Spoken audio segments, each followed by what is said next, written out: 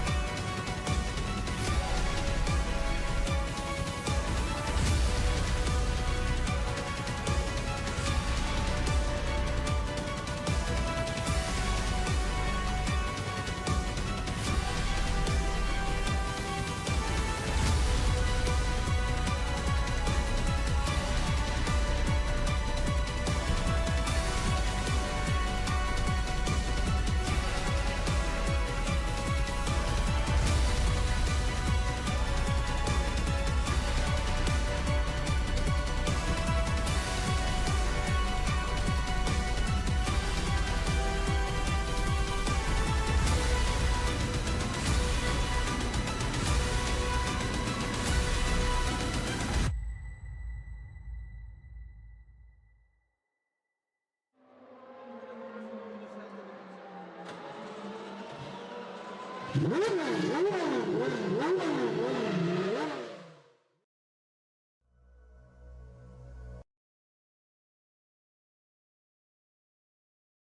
very good evening, everybody. Welcome along to what is sadly the final round of the current Mini Challenge UK Virtual Reality Racing Club Championship. It's Richard John Neal here. We are virtually at Brands Hatch GP, which of course is where the main championship winds up for real. So a little bit of sort of imitation, if you like, in terms of what's going on there. What is completely real and actually a little bit unreal, if I've got to say, we have the former British Touring Car Champion and current championship leader Tom Ingram with us this evening, which is absolutely superb. Tom, thank you very much for joining us. Welcome, and how are you? My pleasure. Thank you very much indeed for having me along. Hopefully, I can not make a complete fool of myself. Driving around in circles, I'm quite good at. Talking about going around in circles, we will soon find out how good at it I am.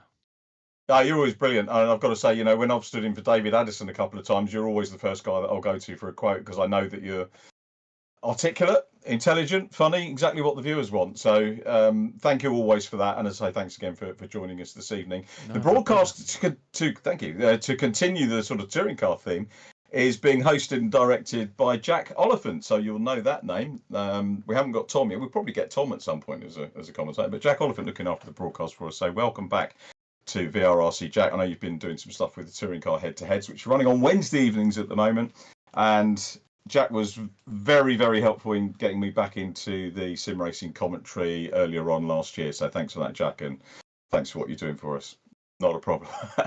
So Brands Hatch GP is where we are. It is our final round. We're going to have a quick run through of what's coming up. We're going to look at the points, we're going to look at the schedules and so on and so forth. Talking the schedule, here it is. I won't run through it because those of you that have been with us since week one, back at the beginning of July at Donington National, will know that we've had a brilliant 7 rounds, and I think it's got better and better as we've gone along. We've had different guest commentators at each event, and this evening, after a couple of weeks break, we're here, Brands Hatch GP. So very excited to have our final 2 races on the Brands Hatch GP circuit, which is also my local track as well. Let's have a look at the championship standings and see how things are coming into this round. You'll be aware that each driver will have 1 dropped event, and that is in red, but the drivers aren't allowed to drop this evening. That makes mathematics a little bit easier for me. So on the points table you're looking at, the red scores are the ones that they drop.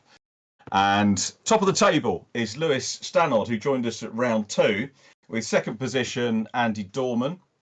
Then we've got Andy Carroll in 3rd place. So the gap between first and second, 32 points. And there are 50 points for a race win, just to put that into perspective. And then we've got Andy Carroll, 45 points down on Lewis Stannard. He's in 3rd. James Black, twice a driver of the round, as you can see from the gold garlands on his line of data. 5th position, Thomas Potter, who again has been rapid in today's practice by the looks of things on the server. 6th position is Harry Hickton, who very, very nearly got that first win in the real world in terms of JCWs at the weekend. And we were all absolutely gutted that Harry didn't get a chance to race for the win in that second JCW race up at Knockhill. That was a pity. Alex Solly is 7th, another real world driver in the Napa Racing UK car. Then we've got Lee Pearce, who I think is on holiday this week. So Lee, if you're watching, just go and have a beer, mate. That's the thing that you need to do. Paul Laramie is 9th from Will Yap, who was delighted to meet at Knockhill. Thanks, Will, for coming along and saying hello. Really enjoyed our chat. He's in 10th place, another newcomer to VRRC, doing a great job. Beyond 10th, we'll move down to the next pane, which goes down to 11th place, starting with Mackenzie Taylor, who's been a real world driver who's been doing very well. Callum Enstone is next up. Just having a quick look and see whether Callum is on the timing screen as of yet. Doesn't look like Callum is, which is a little bit of a pity. Callum got our driver of the round at Silverstone National. Kenny Press next up for Team Hyro. Kenny looks after all our liveries, as regular viewers will know. Alex Walker, 14th from Chris Mackenzie. He was out at the weekend in the Bitcoin racing car.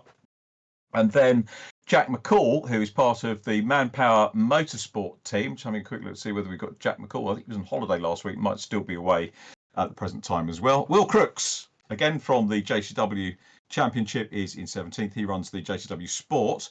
And then Kevin Yap, which is Will's dad, followed by Murray Richardson in 19th. 20th, Henry Howarth, who retired from the competition after Croft and leads the JCW Sport category. And he's followed by Will Clark, 21st. Zach Hancock's for Accelerate, he's in 22nd place. And then Monroe Renard, who just did a couple of rounds with us, but has other commitments. And a couple of drivers who haven't scored. I'll give him a shout out. I always do. Christian Gillian, who is recovering from a broken arm. And we wish Christian well. Hope he's going to join us for our next championship, which we'll come on to shortly. And Simon Sweetland, who did enter in the Max Tune Motorsport car, but we haven't seen him. I think he's probably very busy with business. So we wish both of those guys well and hope that they'll be able to take part in something with us very, very soon. So that's a rundown of the table as things stand. Let's have a look at the top three from last week. And so this is the drivers that scored the most points over the two races. Top scorer was Lewis Stannard, who got back at the expense of Andy Dorman into the championship lead. James Black was second, Mackenzie Taylor in third, and our driver of the round was, for the second time, first driver to bag two driver of the rounds was James Black. So super performance from him. So that's a little roundup of the virtual silverware from last time out. And I was talking about what's coming up next for VRRC.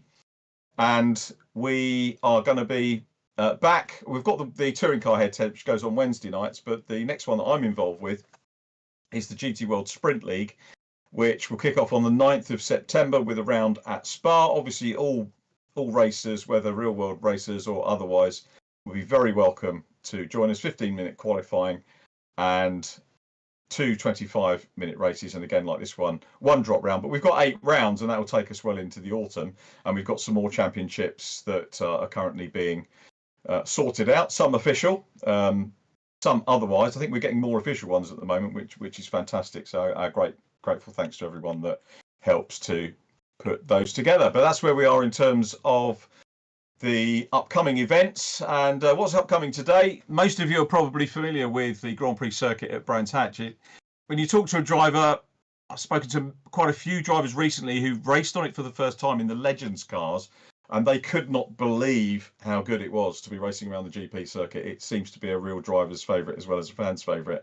That's the circuit map. We've got one of our hot laps from Andy Carroll, third in the championship.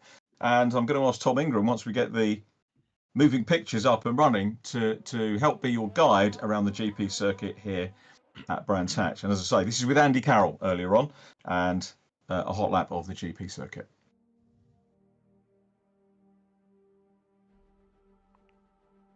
So we'll join Andy as he comes down through Clearways, Clark Curve, and onto the Bradham Straight when the lap kicks off. And Tom, it'll be your pleasure, I think, to talk us around. Well, thank you very much. As the first corner, obviously, Paddock Hill Bend, fourth gear, good amount of mid-corner speed here, and watching out for the track limits on the exit. It's also very easy to dip a wheel in the gravel there.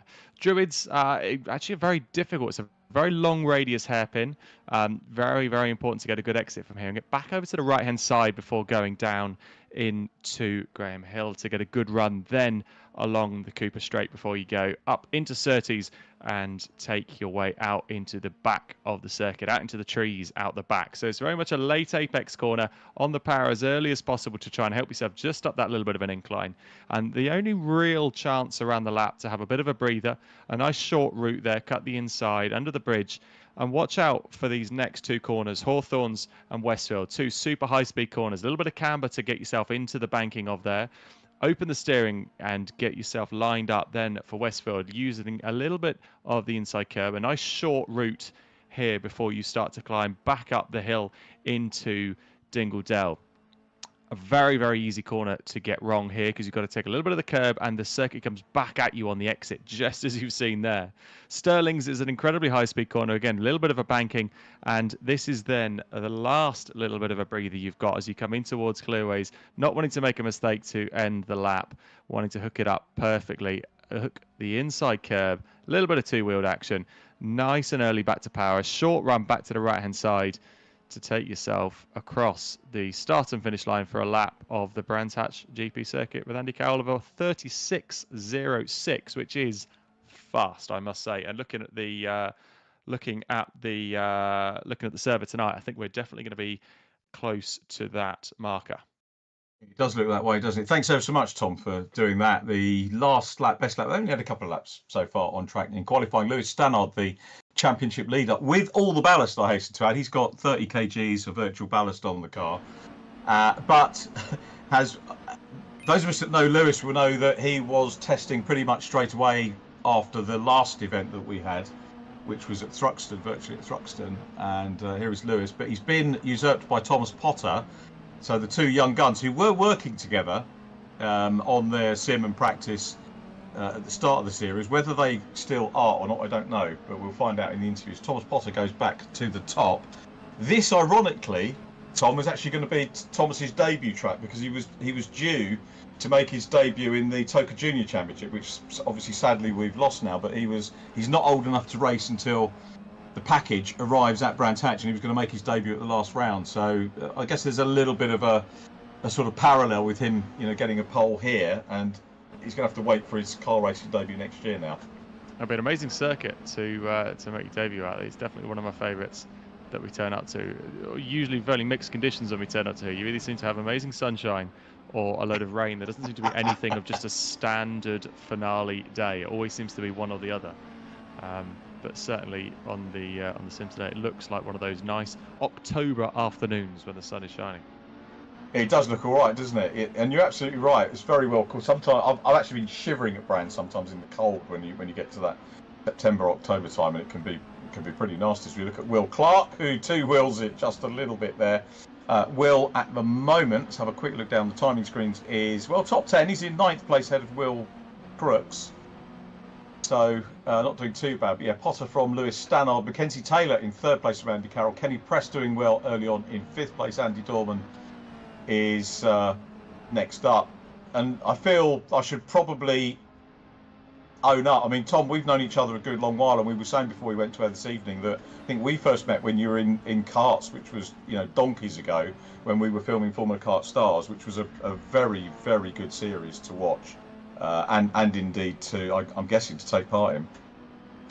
It was a great grounding, and it was a great sort of place to be able to cut your teeth as well. I think that the karting series way back when were sort of getting just into the infancy of starting to get some TV coverage as well. So it was always quite a novelty, in fact, of seeing TV cameras. Now it seems like everything is either filmed for YouTube or is filmed for a show somewhere. So it becomes a lot more. I think it's become a lot more mainstream, and it's become a lot more known to see people around with TV cameras and cameras and the like, and having the pressure that it goes with. But for me at the time, it was a real novel experience. And you've always handled it well, to be absolutely fair. As we watch Andy Dorman, who came along to the Croft round on the Saturday, didn't stay for race day on Sunday though, because he was off doing something with the dragster down at Santa Pod. But our fastest first sector from Lewis Stannard, and Lewis. Okay, that's good. So Andy Dorman just following round on the lap. Any critique here, Tom, on Andy Dorman? I mean, it looks fairly safe away at the moment. There doesn't seem to be too much drama going on. It seems to be fairly well hooked up. A nice amount of inside curb as he comes around the final corner there. Short route to the line is always advantageous. Yeah, it seems to be taking a little bit of a wider line to sort of set yourself up then for the run up here into Paddock Hill. So there's always the short routes tend to be a nice easy place to find a little bit of time, be it a tenth, be it half a tenth, especially coming out of that final corner. You can hug that right side all the way around and win yourself a couple of meters of track space as well. Yeah, you've got to think all the way around, haven't you? How different is it going into touring cars from essentially your car racing career? It was one make, wasn't it? Sort of going up from junior into seniors. How different is it in touring cars when you've got all that different machinery? I think it's massively so. Just in Lewis Stannard just gone quickest. I think it's one of those that actually nothing ever really prepares you for the jump from the support series into the BTCC. Although you as a driver can think that you are as good as you could be and you could be winning in the support series, actually when you sign up to the BTCC, you soon realise how competitive it is. And actually, a lot of the time, the driving is the easiest part. It's all the external pressures that come with it that a lot of these guys will be able to fully understand as well. Not just with performing when it matters, but all of the other stuff that goes with it, from media responsibilities to signing autographs and anything else it must be. That seems to be the thing that you always do struggle to adapt to because it's such an unknown and it's such a complete new world to you. And being hassled by commentators looking for information and stuff like that as well. You've got it. Yeah, they're the worst. It's a weird thing. I mean, for me, only really the last couple of years that people recognise me at the track. I think since we've had the cameras back doing the presenting for Motorsport UK, the highlights programme, people kind of now come up and ask for autographs or selfies or whatever, which is really nice. But how difficult is it for you? You know, everybody knows who everybody at the track will know who you are. Do you ever find it difficult to keep the smile on, you know, if you're a bit frustrated with something, or maybe your mind's elsewhere trying to think through a problem? Is that a difficult thing? I think so, yeah. I mean, you kind of get used to it after a while, as blasé as that sounds. You're aware that it is all part of the job. The job is not, as I said earlier on, the job is not driving the racing car. The job is driving the racing car, but appeasing your sponsors, appeasing your fans, appeasing everything else that goes on with it as well. So, yeah, at times it feels like you want to be, you know, you when you've got a bit of a mardy, you want to get a bit of a mard on, but actually you realise that there's more to it sometimes. There's a lot more at play as to what makes the wheels definitely go round. And there's a little bit of that in the virtual world that we have here with the interviews that some of the drivers have done, and I've got to say I've been really impressed with the likes of, you know, Lewis Stannard. First time being interviewed. I've never met the guy, and it's probably worse virtually because you're not actually looking at the guy and you haven't had the opportunity to talk for real. But some of these drivers are absolutely spot on at the interviews, you know, not having met but still doing the stuff and remembering to mention sponsors and funny stories and things like that. So it's a good world, isn't it? It is, and I find it fascinating. I do a little bit of sim stuff over winter mostly, and the thing I find fascinating is how much spare capacity a lot of these drivers can hold. They can be, you know, have a Discord channel open and they can all be chatting and laughing and joking while still be going around 4/10 quicker than anybody else. It's the spare capacity, the thing I find utterly fascinating. And it's a good trait to then be able to take across from sim racing into the real world as well. That spare capacity is something incredibly useful and incredibly powerful to be able to work with as well. So that's the thing that I always find very novel, how you can be in a Discord channel with a voice chat with sort of a few people in it, and you could be watching them go and do purple sectors while still having a laugh and a joke and taking the mickey at the other people within it as well. I find it amazing. Do you use that spare capacity on a race weekend? I think you find it a lot of the time actually in the car is the best part. Just to be thinking about all the externals. So thinking about when do you save tyres, when do you save brakes, how are you going to attack, how are you going to defend, and all the other bits and pieces we go there as Andy Carroll have to avoid one of the slower cars. You find it just useful to be able to deploy that in the real world of just being able to think about a race, almost watching it from sat outside rather than being sat in it. Got you. So Andy Dorman's trying to climb his way up the order. He's in 6th place at the moment. Top 3, Lewis Stannard, Thomas Potter, Will Clark in a very healthy 3rd position at the moment. Will Clark's best qualifying is 7th so far. That was event 2 at Snetterton. So Will Clark on very good form. I know we're not there yet. Harry Hickton up to 4th with Mackenzie Taylor 5th. Andy Dorman 6th, looking to improve from Andy Carroll, James Black. We've got really good drivers actually all the way down the order. It's another one of these sort of not frustrating but exciting championships where you can look all the way down and we've got drivers capable of getting onto podium from wherever on the grid, which is very, very healthy indeed. Where were we? We got down to Andy Carroll 7th, James Black 8th at the moment from Kenny Press, with Alex Solly in 10th, and we probably need to keep an eye on top 10 because that will be the reverse for race 2, not from qualifying but where they finish in race 1. So Alex Solly, if he maintains 10, he'll probably go higher than that in the race, of course. Chris Mackenzie's on the bubble of the top 10 as well. And then Will Crooks 12th from Alex Walker. Murray Richardson next up from Will Yap. Then it's Zach Hancock's Kevin Yap completing the runners at the moment. Let's just flick back to the top as we ride on board with Lewis Stannard. And this youngster, I reckon, you know, give him 5 or 6 years. You could find yourself racing against this fella, Tom. I hope not. I've just been watching the onboard lap with him, and he looks incredibly fast. So I hope not in the for my own self-defence there. But yeah, he's gone quickest there on a 35.5, which is fast. And when we were looking at that reference lap earlier on, that's a quick lap time. And to be 4/10 down the road from Thomas Potter is very fast. It was nice to be able to ride on board with that pretty much with that lap pretty much coming from out of 30. So it was a committed lap, I must say. It was really good. Oh, Will Yap's getting a fast one as well, thanks to Jack. I don't know whether Jack is actually when you comment, Jack, is that going out or is it just coming into areas? Okay, so I've just been told that Jack, they can't. You guys can't hear Jack, but we can, so I'll adjust to that on what we're saying. But Will Yap, he's going great guns actually as well. Yep, he's best part of 7/10 up on his previous best. So he looks like he's lost a little bit of time somewhere around the lap, but down in 15th at the minute. So it's going to be see if he can improve on that as he's coming out the final corner and across the line. We'll keep an eye on the timing screen as to where he goes. Only goes to 14th, 37 flat, so not quite everything out of the lap. He's probably lacking a little bit in that sector 2. He had a really good sector 1, but seemed to lose a little bit of time in that second sector. And with only time left, I don't think he's going to get another chance to have another go at that. No, probably not. How long we got to go on this one? Let's just flick back to the top of the screen. Yeah, 1 minute. Oh, are we done? Hang on. -1:15. We are done. So, that's the other thing, Tom. You notice I always fall foul of the timing screen. I do that in the real world as well. I usually get engrossed in the race and totally forget about the timing. Right, let's have a quick look. Lewis Stannard then fastest from Thomas Potter in P2. Will Clark, well done, Will. First qualifying podium of the season. And Harry Hickton in 4th. So I was hoping to have a little chat with Harry as our production team knew, but that won't be for the moment because he's in 4th place. Mackenzie Taylor 5th from Andy Dorman, and then Andy Carroll, James Black in 8th. Kenny Prest 9th from Alex Solly, Chris Mackenzie in 11th. Will Crooks 12th from Alex Walker.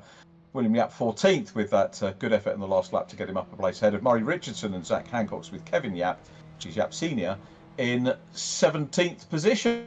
That's your qualifying lineup. Just a quick double check. Stannard, Potter and Clark, which I've got written down in the right order, so hopefully we'll interview them in the correct order as well, and we'll be back with those interviews in just a moment.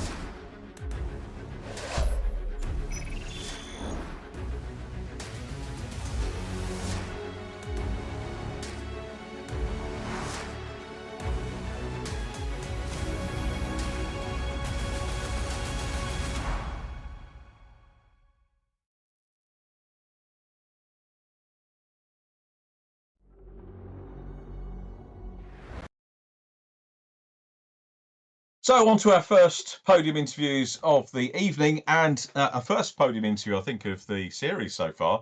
Extremely well done to Will Clark. Will, good evening. How are you? I'm good, thanks. How are you? Yeah, very well, thanks. Well done. Brilliant performance. Talk us through what's. I think we saw you two-wheeling it at one point. You certainly carried any momentum from that through into qualifying, but it went well. What's been the secret? Yeah, I mean, I've just been pushing really hard. This is my highest qualifying of the season, so I'm really happy with it. And but yeah, I haven't been able to do much practice for this. Funnily enough, I haven't done as much as I have for all the other races, so I don't really know what's changed. But I'm really happy with the pace I've got around here. Can it be a mindset thing, do you think, where in terms of, if you haven't done as much, so maybe you're not putting as much expectation or pressure on yourself? Yeah, I think that maybe that comes down to it. I've driven this track a lot in other cars, so I think it's more just my experience around this track in particular. But no, it could be my mindset, just not putting as much pressure on myself. But anyway, as I say, I'm really happy with where I've qualified, so I'm not going to think about it too much. No, it's great. Well, just bask in the glory of getting a top 3, because it's brilliant for us and great to get to interview somebody new in terms of the series. And tell us a little bit about your real world car experience. Well, I haven't done much in the real world. I did the Ginetta Junior Scholarship late last year. That's the only real experience I've had in real life, but the rest of it's just been through sim racing competitions and things like this. That's where I've got all my experience from, and I've done a little bit of rental karting in real life as well, but nothing much. That's good. So I was just trying to rack my brains when you said Jeanette scholarship. I'm thinking, hang on, do I remember Will? And I don't, because I didn't do it last year. Because you had the better year, because Jade Edwards interviewed you, didn't you, last year? Yeah, that's it. Yeah. How was Jade? Was she any good at interviewing? Yeah, it was good. It was good fun. I really enjoyed the whole weekend. So, and I did better than I expected in that as well. So that was good. Oh, how did it go? Did you get through to the second day? Yeah, I got through the top 12, which I was well done. really surprised about, because I'd never driven any real car before, and there was pretty tough competition there. But yeah, it was good. The whole weekend was really good. It's a mega event, isn't it? I mean, I've been lucky enough to work on it for quite a few years. I'm going back this year as well, which I'm really excited about. I had other work commitment last year, but it's great the people you meet, and you get people maybe coming into this as well. So what's the habit? Is there a plan? Obviously, you want to go car racing somewhere, and so what are you looking at the minute? Yeah, so I'm looking. Unfortunately, I can't do Ginettas anymore because I'm too old. So I was looking to the Fiesta Junior Championship to hopefully do that next year. So Okay. I'm doing the scholarship event later this year, and then I've been reaching out to some of the teams to hopefully get something sorted to be racing in that next year. But I definitely want to be out on the grid somewhere next year. So we'll have to wait and see where we'll end up. Oh, that's good. Well, I'm actually working at the Fiesta one as well, so we'll be able to meet you there for if I don't get to see you beforehand. So make sure you got some questions for us at the Fiesta scholarship. All right. Okay. I'll take it on board. Thank you. Nice one, Will. Many congratulations on third place. Very well done. Thank you. And fingers crossed we'll get to have a chat with you a little bit later on with a Cheers. race podium. Yeah, hopefully. Nice one. Well done, Will. Thanks for chatting to us. That's Will Clark, takes third position on the grid, and our first time podium interview for the series. And next up, a driver we've become great friends with over not only this series but previous series with Virtual Reality Racing Club, and that's Thomas Potter. Thomas, I feel like it's only a couple of days since I spoke to you. Indeed it is, because you were up at Knockhill at the weekend. Are you happy with P2? Or what can you do about Mr. Stannard in the race? Yeah, absolutely. I mean, I've got the pace to match him. In qualifying, I dipped with tyre on the gravel, which is why I was quite a bit off from what I can be, but I know I've definitely got the pace. But not too worried about that. I'm just really thankful that I'm on the podium, on the top 3 for qualifying. Hopefully going to continue into a podium into the race. Did you enjoy Knockhill? Yeah, absolutely. I mean, first of all, Tom might want to cause disease, but huge thanks to Napa over at Knockhill. The main one is, well, Lewis Selby actually bought me the Napa racing hat, which you've seen as well, Richard. So huge thanks for him for that, as well as the whole team at Napa for getting me on the grid. But sorry, Tom, about that one. The other point I mentioned to Tom when you were qualifying is that Brands GP, was going to be the debut before the Toka Junior Championship was put to one side, which is a pity. So this could have been the venue or a little bit of practice for your actual race debut, but that's going to come somewhere else now. Yeah, absolutely. I'm still gutted about that one being cancelled off, but that's how the world of racing works. I'm just making me even more excited ready for my actual first race in the Ginettas. And it was interesting too. I don't know if you heard Will's interview, Will Clark, but Will did the Ginetta scholarship, and is that something you're going to do later on in the year? So you might want to, if you do, have a chat with Will Clark and get some hints about the scholarship from him. Yeah, I'm not 100% sure, but if I am, I will definitely be on his Discord messages there. So yeah, but not only that, I mean, I've had some really good advice from my partners in my car, Kate, and I mean, I know that his son and daughter Olivia and William are watching. So hello to you guys. They've been helping me really loads, as well as Will Crooks and Chris McKenzie. Who can I say? They've been improving so much, and I'd like to say it's thanks to me helping with setups, but their driving is incredible on that. But so huge one to them, and they've been such a good help, as well as Rhea Beauchamp, who actually got me tickets to go to Knockhill, as well as Will Crooks for them as well. But they've all been massive helps in the choices, and I really appreciate it so much from them all. Brilliant. Well done, Thomas. We'll maybe catch up with you a little bit later on race podium wise. So well done on P2. Looking forward to seeing you race, and we'll catch up with you a little bit later on. Absolutely. Thank you. Thanks, Thomas Potter, P2. And we're really looking forward to seeing Thomas race against the man who leads the championship, full ballast. Well done. Another driver we've become friends with, I hope, over the course of the season. Lewis Stannard. Lewis, how are you this evening? I'm great, mate. How are you? Oh, very well, thanks. You always ask me. I appreciate that. Thanks for asking. Yeah, what a performance from you. I mean, since you've come into this championship, you've been always on or near the top step, and you've done it again with full ballast. I know after the last event at Thruxton, you were one of the first drivers to get on the server. Dare we ask how many hours or minutes you've done on practice?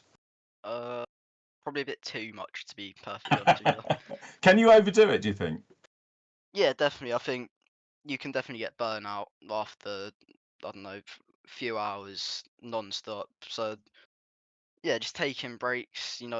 Even today, you'd think, oh yeah, he's going to be on it all day, sending laps all day to get there. But to be fair, I've not really done too much. I've just tried to chill out, get my head in the right place, ready for quali, and yeah, it's worked.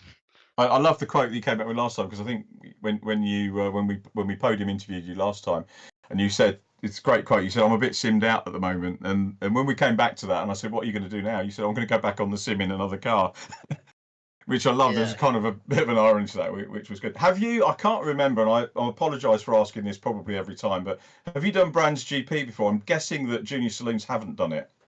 No, I haven't done a race weekend there, but I was lucky enough last year to do a test round here. So I haven't done too much in real life, but I don't even want to know how many hours on the sim round it. So yeah, it's definitely a track that I really like, and it's definitely one that I want to race in the future. But yeah, As a youngster, as you're a youngster, and we've got a lot of youngsters in this, and I've got to be quick because we're getting near the start of the race, but Brands Hatch GP, obviously by name, used to be a Grand Prix circuit. Have you ever gone back and looked at any of the Grand Prix that used to be run? YouTube coverage of the old Formula One cars going around. I think there was an onboard because they do like the classic F1 round or Yeah. something. I did find an onboard that looked quite cool. It's in like a 80s F1 car. So yeah, that was cool to watch. But to be fair, I think most of the time that I've seen people racing around this track, it's been touring cars or minis or something like that. So yeah, I've been watching a bit. Just But gonna have a fun night, to be fair. that's the best thing to do. We've got under a minute to go, so Lewis, I'm going to say well done on another pole position. Well done on that. Good luck for the race, and we'll hopefully speak to you a bit later on. Thank you, see you in a bit. Cheers, that's Lewis Stannard. And our 3 interviews complete. So Lewis Stannard on pole, Thomas Potter P2, Will Clark in 3rd place, Harry Hickton qualified in 4th.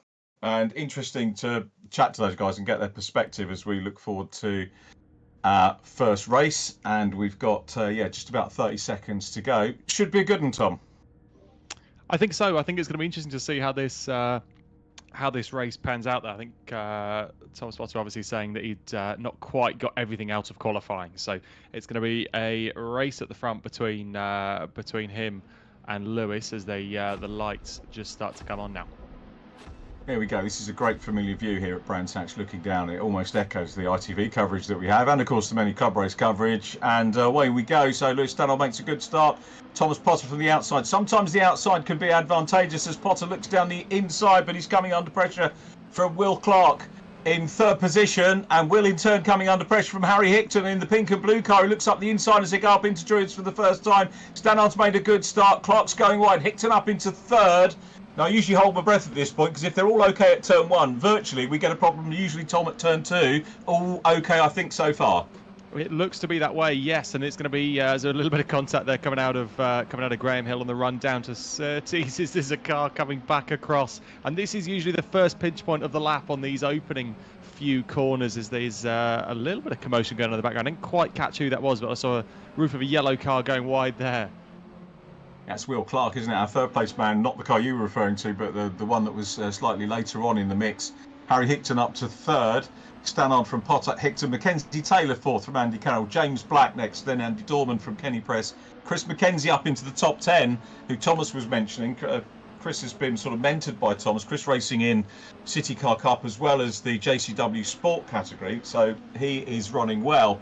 And I think we need to be focused on Harry Hickton here in the pink and blue. Will feel very aggrieved after his weekend at Nottingham, particularly race 2, where the Manpower Motorsport car was looking very, very strong indeed. And if we do get the interview, if we'll be able to prep for the question, ask him whether he spoke to Nathan Edwards after the incident or not. And he might just want to leave it alone, but we'll fingers crossed that we'll get to ask that question. But Harry coming under pressure from Mackenzie Taylor, again, driver who's been very strong when we've seen him in the championship. And looking on the outside at Paddock Hill Bend, goes for the cutback, looks for that, back into line though behind Hickton. Well, not back into line, back on the outside and challenging for third place. But this is going to keep Harry occupied, isn't it? And maybe keep him away from challenging for second. It's going to be an interesting battle, this one, because they seem to be just starting to trip over themselves if they're not careful here, and they're going to start to lose a little bit of ground to the cars ahead of them. And speaking of a bit of ground, it looks like Lewis Stannard has been able to stretch a little bit of a lead as there's a bit of contact there as they start to go out onto the back straight and the run down now into those next two fast flowing corners, so they can get a little bit of a slipstream down here and attack on the brakes. There's not huge amounts of braking distance coming down into here, so it's always a difficult one to be able to make a huge dive down the inside, but there's always a move to be done if you've got a good slipstream. How nervous is it for you coming into, last round here at Brands Hatch? And it's always, isn't it, the championship always wraps up at Brands. So how does the feeling for you differ coming to Brands? We'll maybe come back to that because we've got lots of challenges going on a little bit further down the order. We're very crowded with Napa cars absolutely everywhere, Vera Tools cars in the Tools Alliance. Oh, and going off, which is a little bit of a pity. So there is Alex Solly, a real-world driver in the number 12. Alex in 11th place at the moment. Zach Hancock's in 17th, so a few drivers have made a little bit of progress. And that's a dive. That was a dive. That was a heck of a move by Will Crooks. That was a great move at the inside there into the final corner. It looks like he's just gotten a little bit hot. And is that Kevin managing to get another cut back up the inside there? So not quite getting the job done. Probably a little bit too quick into the final corner. But likewise, a little switcheroo coming out of Paddock Hill now up into Druids. He looks like he's got the inside line there, and he should get the job done unless he's able to hang on around the outside. And this move's definitely not done as they're still side by side now down towards Graham Hill, and the run now up towards Surtees. Still side by side, I might add. There's could be a big dive on the brakes. Not quite. Will's managed to get the job done there, and hopefully should be plain sailing unless he's running a little bit deep. But I don't think this battle is going to be just over a lap. This could keep going for the next few corners here. Yeah, it's a nice battle between those two, isn't it? Will Crooks, who comes from Whitby, obviously up near Croft, and is a first-year driver, hasn't really raced anything. You might remember the story. His peers were in the original T-Car Championship, which I go on a lot about stuff that was years and years ago.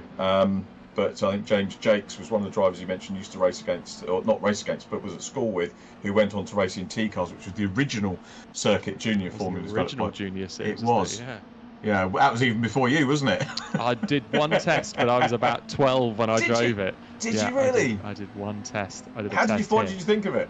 I found it a daunting experience. So there could be a little bit of a dive coming here into Paddock by Mackenzie. Not quite. He looks like he's going to try and prioritise the exit and could maybe sneak a move coming up here to Druids, but they're definitely equally matched here.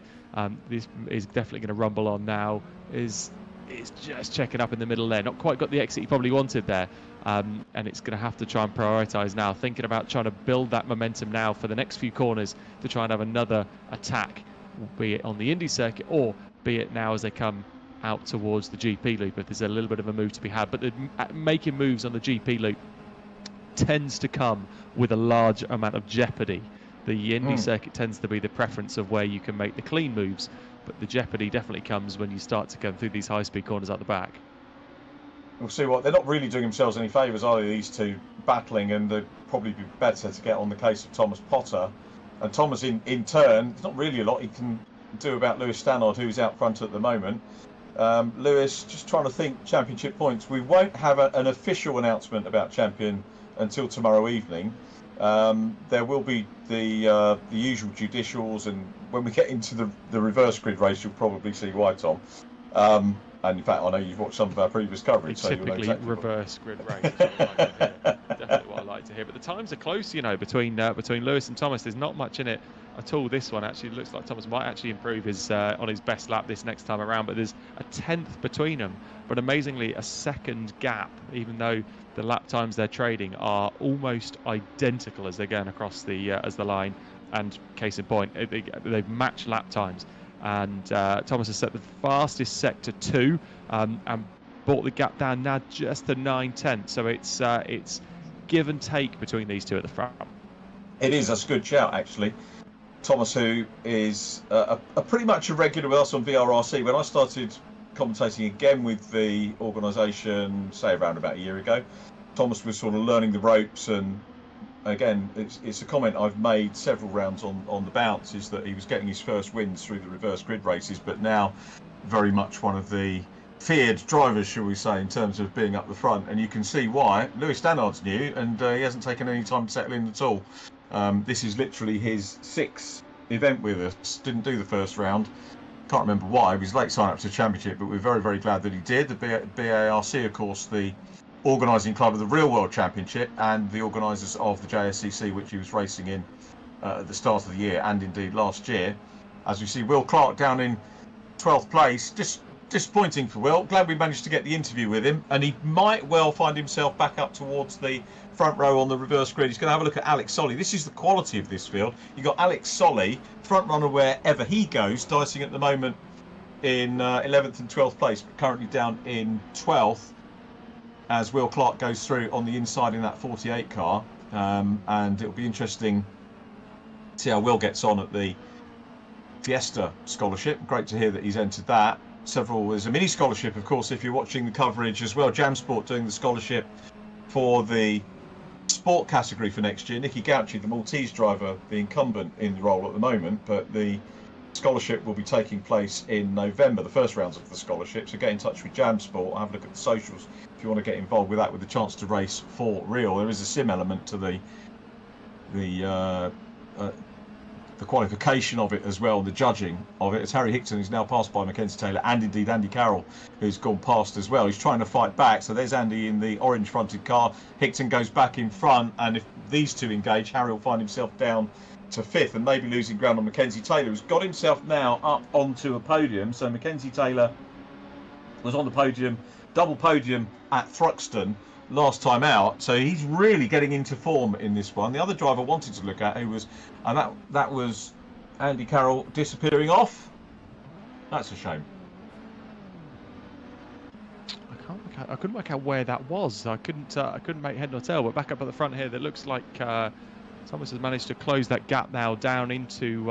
He's taken another 10th and a half off, down now to just under 3/4 of a second. And he's definitely pushing on as he comes down into Stirling's and almost now down towards the back end of the lap. But with 20 minutes of this race still to go, you'd say that Thomas is looking fairly strong here now. He's not lost too much ground to Lewis over these first couple of laps, given the difference in time in qualifying. So definitely Thomas just dropping the wheel off in qualifying has definitely held him back a little bit there, but definitely seems to have the pace over Lewis, or seems to be matching him at least, as they've both done an identical lap time that last time around. So that gap is definitely close, but doesn't seem like Lewis can quite break a toe as of yet. So it's going to be an interesting battle to keep an eye on.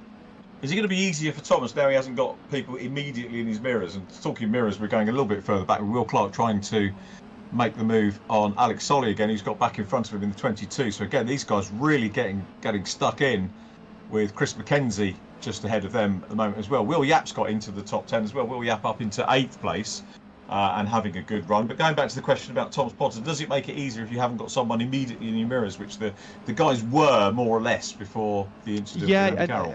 And sometimes you're looking in your mirrors just to make sure there's actually no drama, even though you don't have some immediate threat. Sometimes you're just looking over your shoulder just to make sure there's no one's having a crash sometimes, and make sure that you're not going to about to get wiped out. And it's always something that is a slight distraction for you. It's never something you can completely put your eyes forwards and completely focus on trying to make progress. So it is always a distraction. So having no one in your mirrors and having a nice little gap behind, what's he got, 2.5 or 2.25 seconds to the next car behind him, will definitely mean that he can get eyes forwards and just start to close the gap down. And we've always said, no end of times, it's always easier to chase than it is to be chased. So Lewis will have that problem. He will have his problem of looking in his mirror, knowing that any slight mistake, any lock-up, any deep moment on the brakes will really start to cost him, as that gap now is down to just over half a second now. So it's definitely starting to come back towards Mr. Potter's favour. He definitely seems to be stronger in the second half of the lap.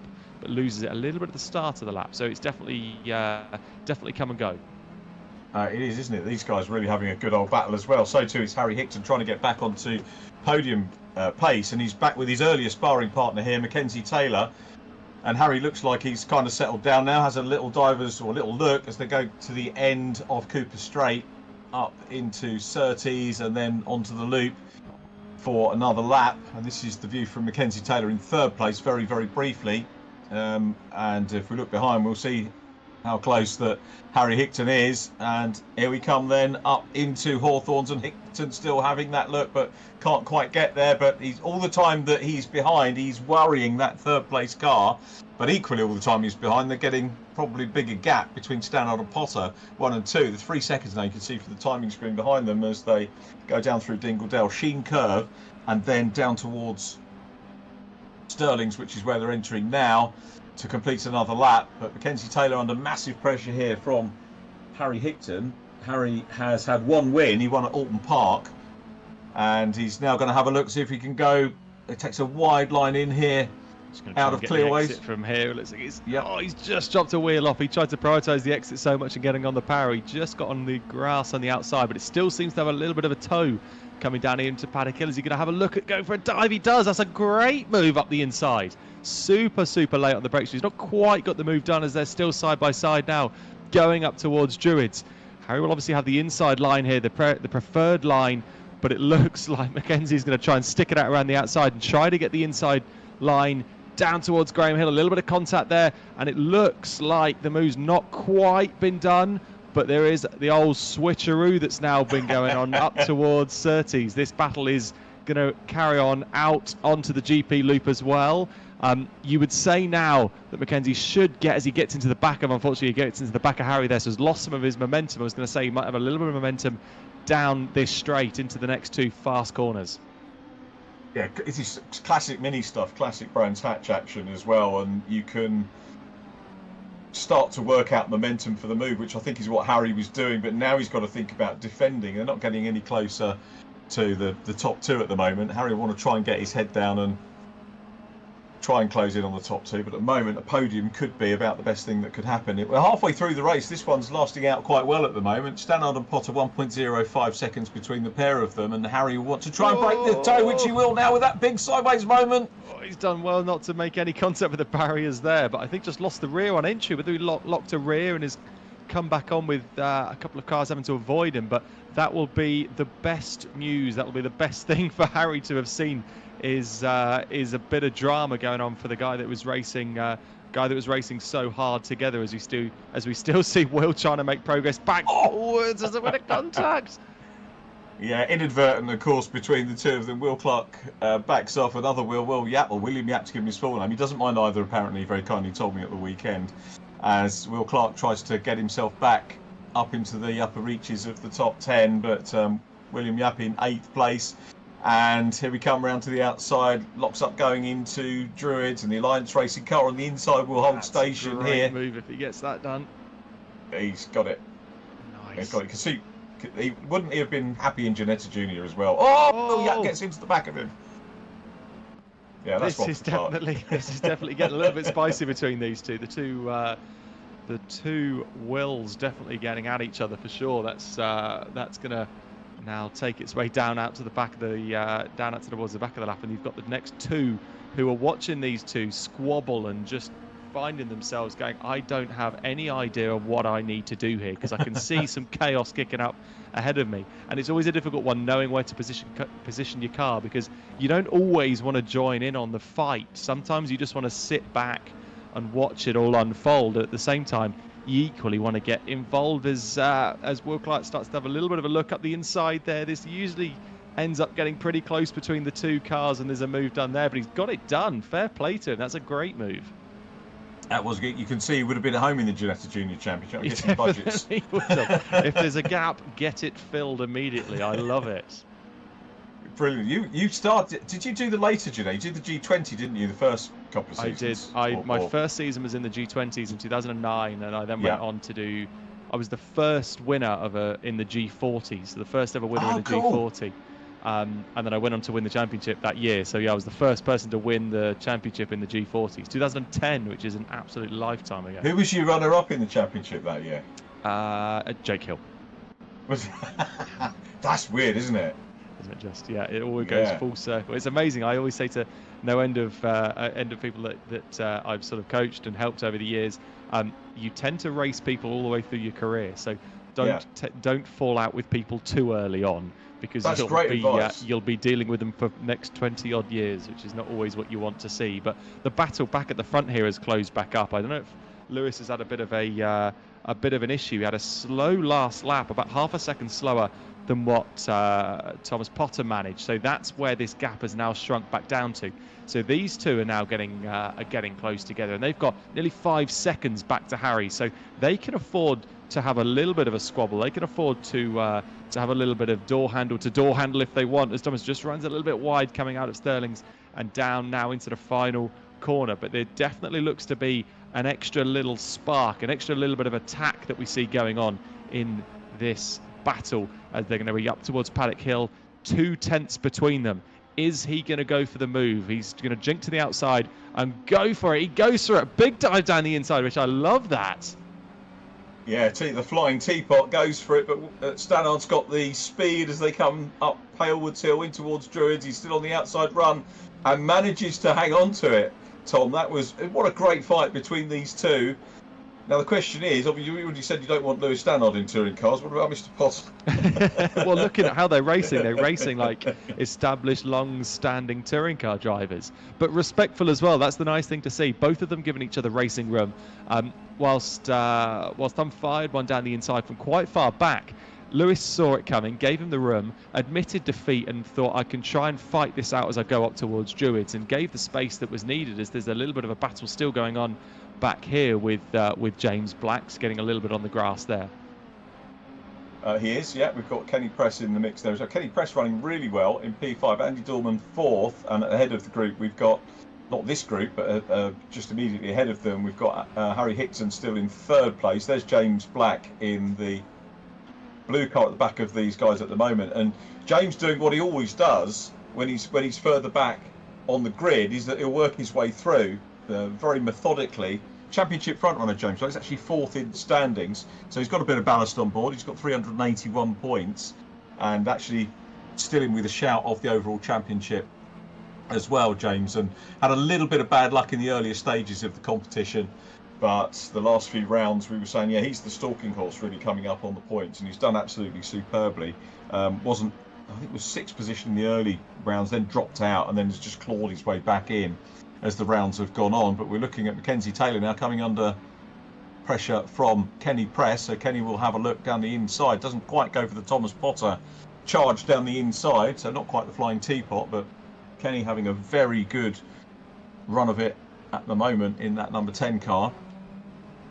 Kenny looks after, as I mentioned in the grid, looks after all the liveries. So if you come into a VRRC championship, feed your ideas for what you want your car to look like, or you can send the graphics and Kenny makes them into virtual reality for you in terms of how they look on screen. Got a couple of retirements there in the pit lane, which we can come back to. We had a quick look at Alex Walker as we go back to Will Yap at the moment in 10th position, and that's Chris McKenzie just looking down the inside. So the Bitcoin Racing driver, who's being coached with the esports stuff by Tom Potter, as you heard, and gets it all a little bit sideways there. That contact threw him off.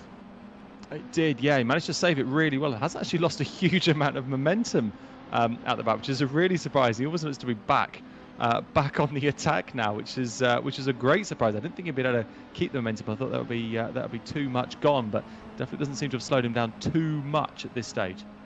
Chris McKenzie, he'll races, obviously I've mentioned races in the minis, but also, as I've mentioned before in the series, races in C1s in the City Car Cup, not the endurance C1s that we see you in, Tom. And I've got to say, and I'm not blowing smoke up your orifice, that it is great that you put your reputation on the line. You're quite happy to go out and do stuff like C1, like Josh Cook does. And I think it's mega that you guys do that and that people can see you in that racing.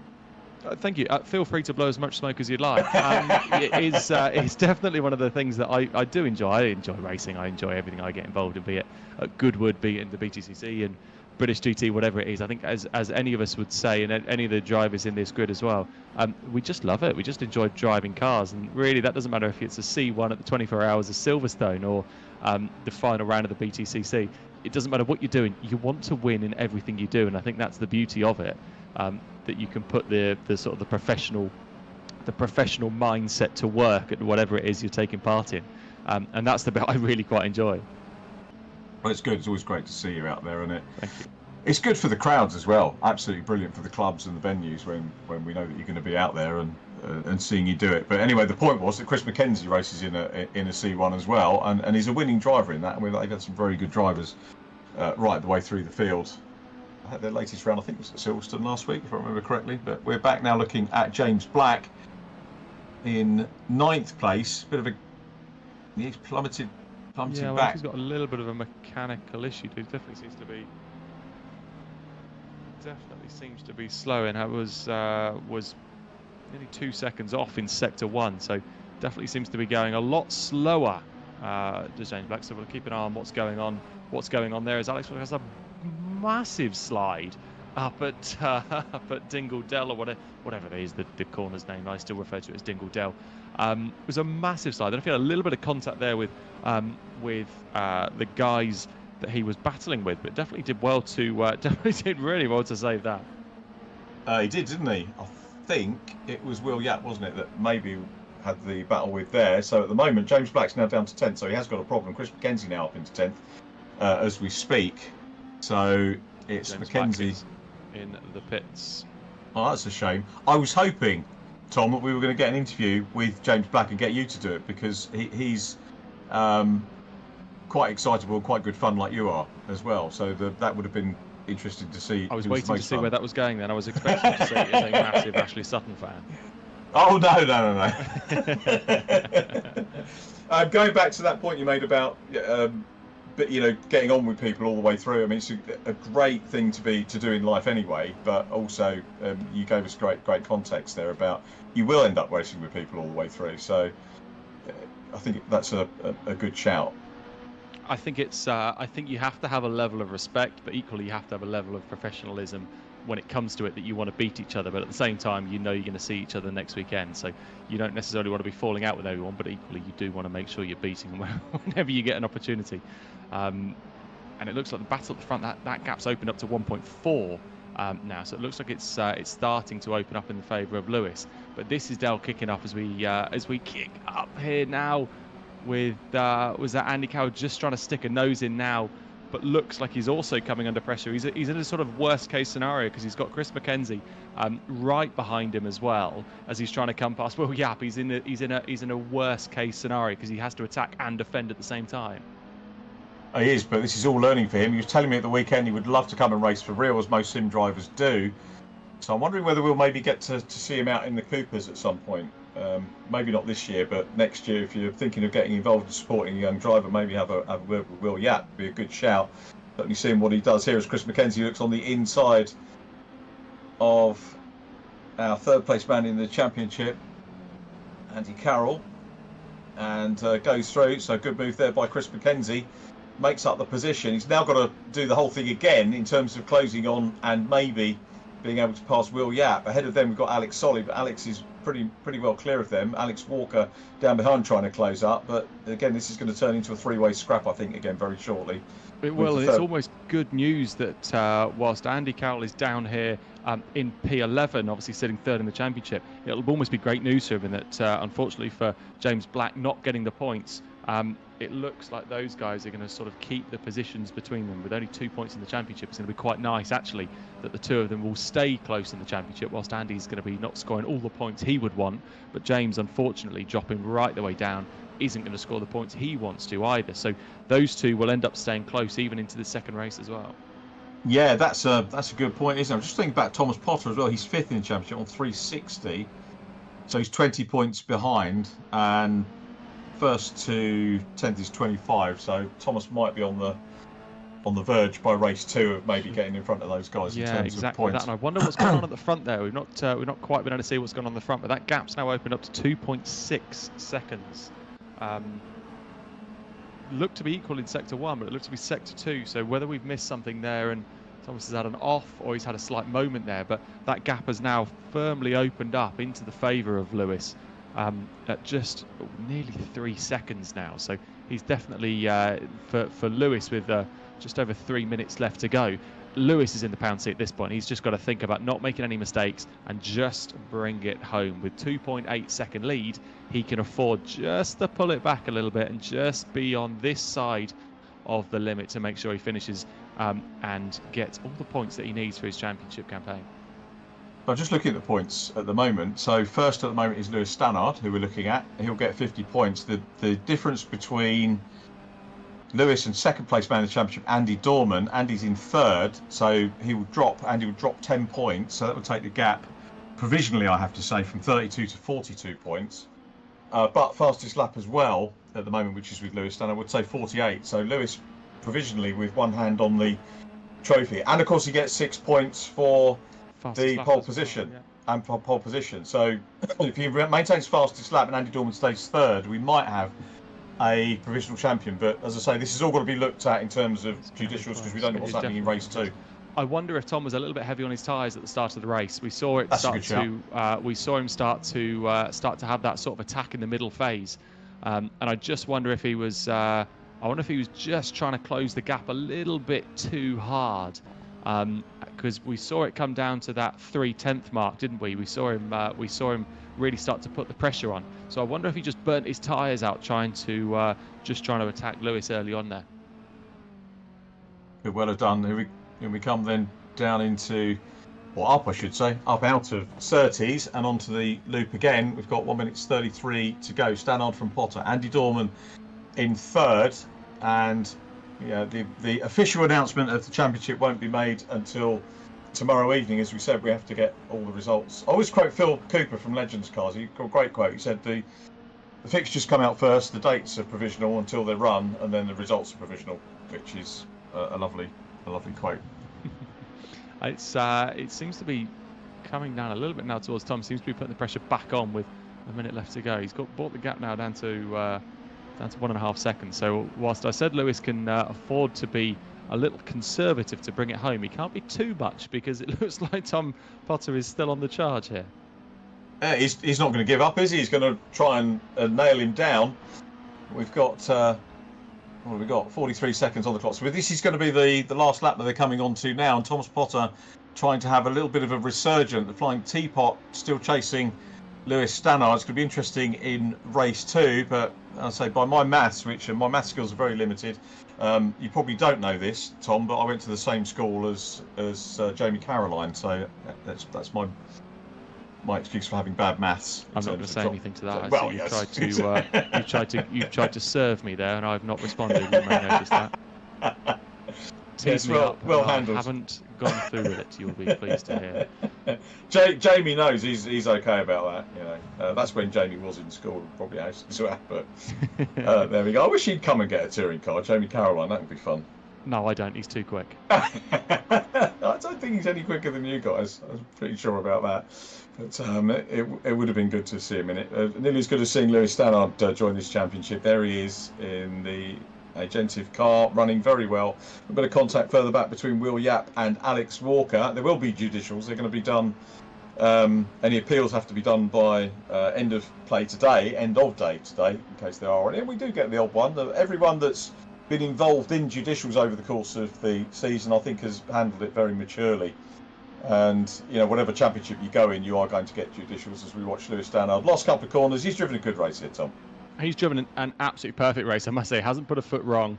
Has dealt with the pressure when it came in those early laps. Hasn't really needed to overdrive the car. Has just worked his tyres well and has done an absolutely fantastic job as he flashes the lights and gives it a good old weave across the line.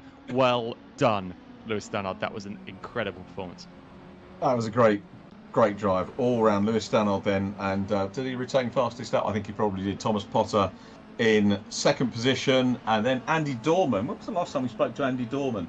Not for a few rounds, actually. He was on the podium at Croft, I think, which was a while ago now. But he will take third position, will be our next interview on the programme. So let's just run through the positions for you. Stannard, Potter and Dorman, your top three. Harry Hickton in fourth. We're still not getting that interview with Harry, are we? Maybe we will a little bit later on. Kenny Press fifth. Great drive from Kenny Press. A great result for fifth place for Kenny. From Mackenzie Taylor in sixth. Will Clark recovered very well to get up to seventh from Alex Solly and Andy Carroll. Will Yap in 10th will get pole position for race 2. And then it's Alex Walker from Chris Mackenzie. Will Crooks 13th.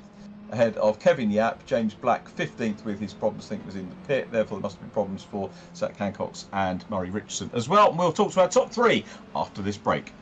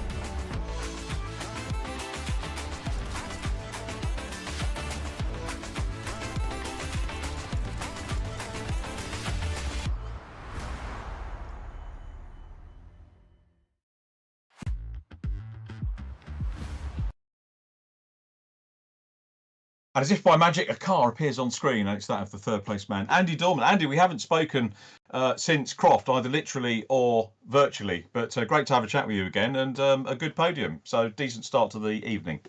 Yeah, it's a really good start to the evening. The qualifying didn't quite go to plan. Why was that? I just couldn't hook a lap up. I managed to find every lump and bump to slow me time down going, I think.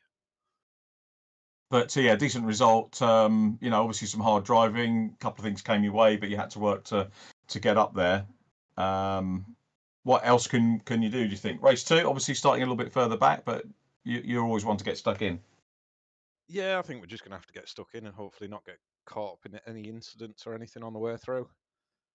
I know drivers don't like talking about ballast as excuses and everything else, but it does have an effect, doesn't it? And you've been at the sharp end of the championship. Pretty much all the way through. I think you jumped up into the top 6, in fact, into second position at event 2, and since then you've been lumbered with that virtual ballast all the way through. Yeah, I think I've had it that long. I can't remember what it drives like without the ballast now. And how much time do you get to practice at the moment? I've had a little bit more because we've had the 2 weeks. Yeah. Just before that, we've managed to get our Honda drag car to be the first D-Series engine Civic in the 8-second quarters, which has been quite good over the last few weeks. Oh, cool. Is what takes more to prepare, would you say? I mean, you obviously know guys that race. Does a drag car need a little bit more attention? And if so, what sort of areas does that go on?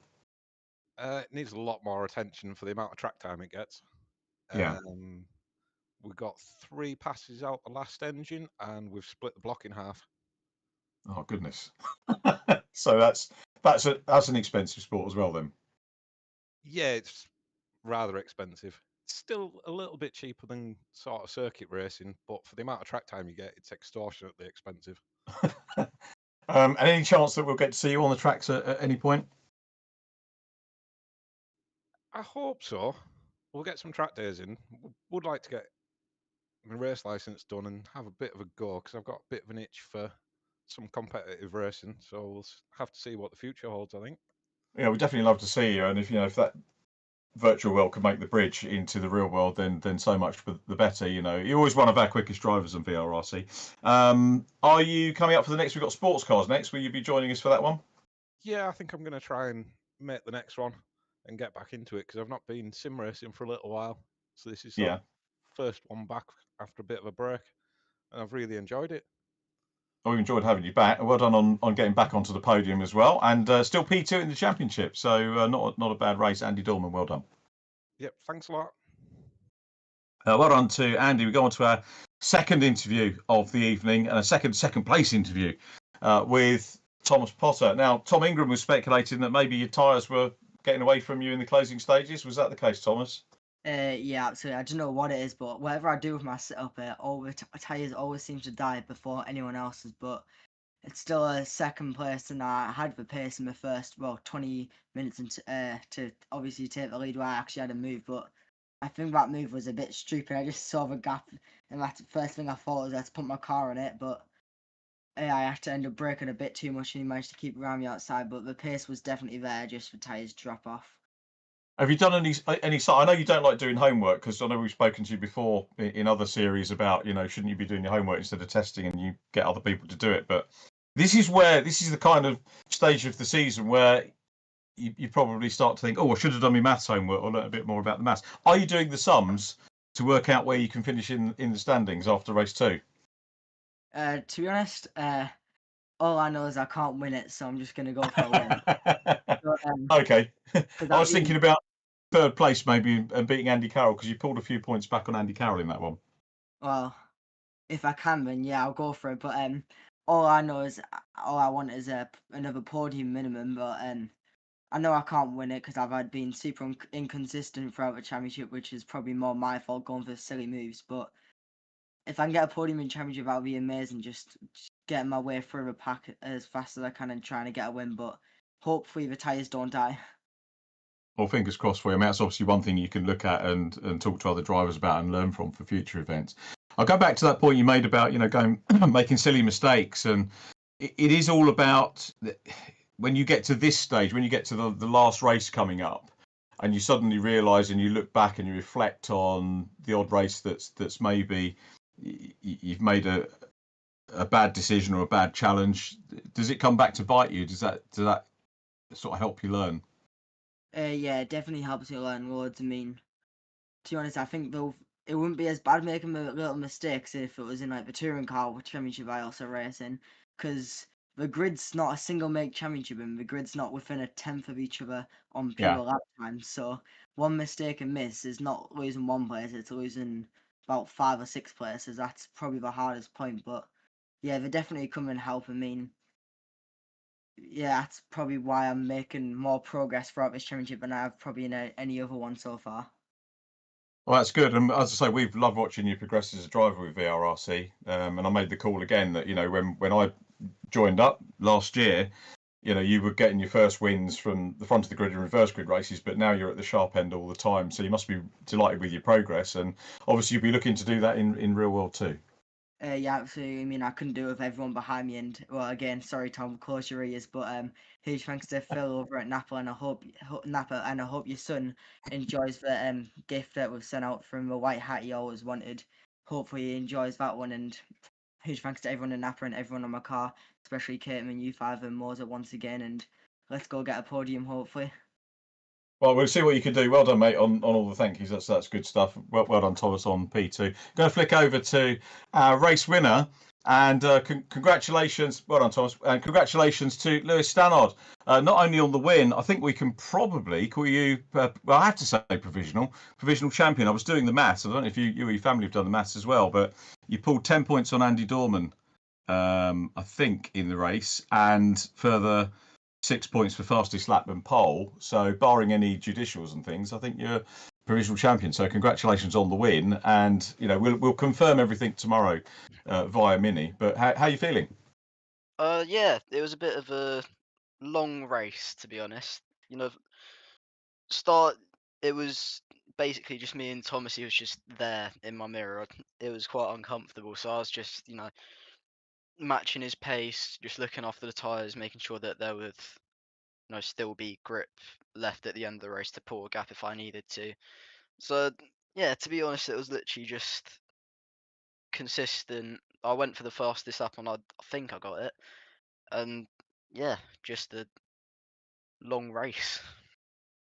So was there, talking about that fastest lap point that you made there, it's quite key, isn't it? 6 championship points, and that can, as I say, provisionally secure you the title with one race to go.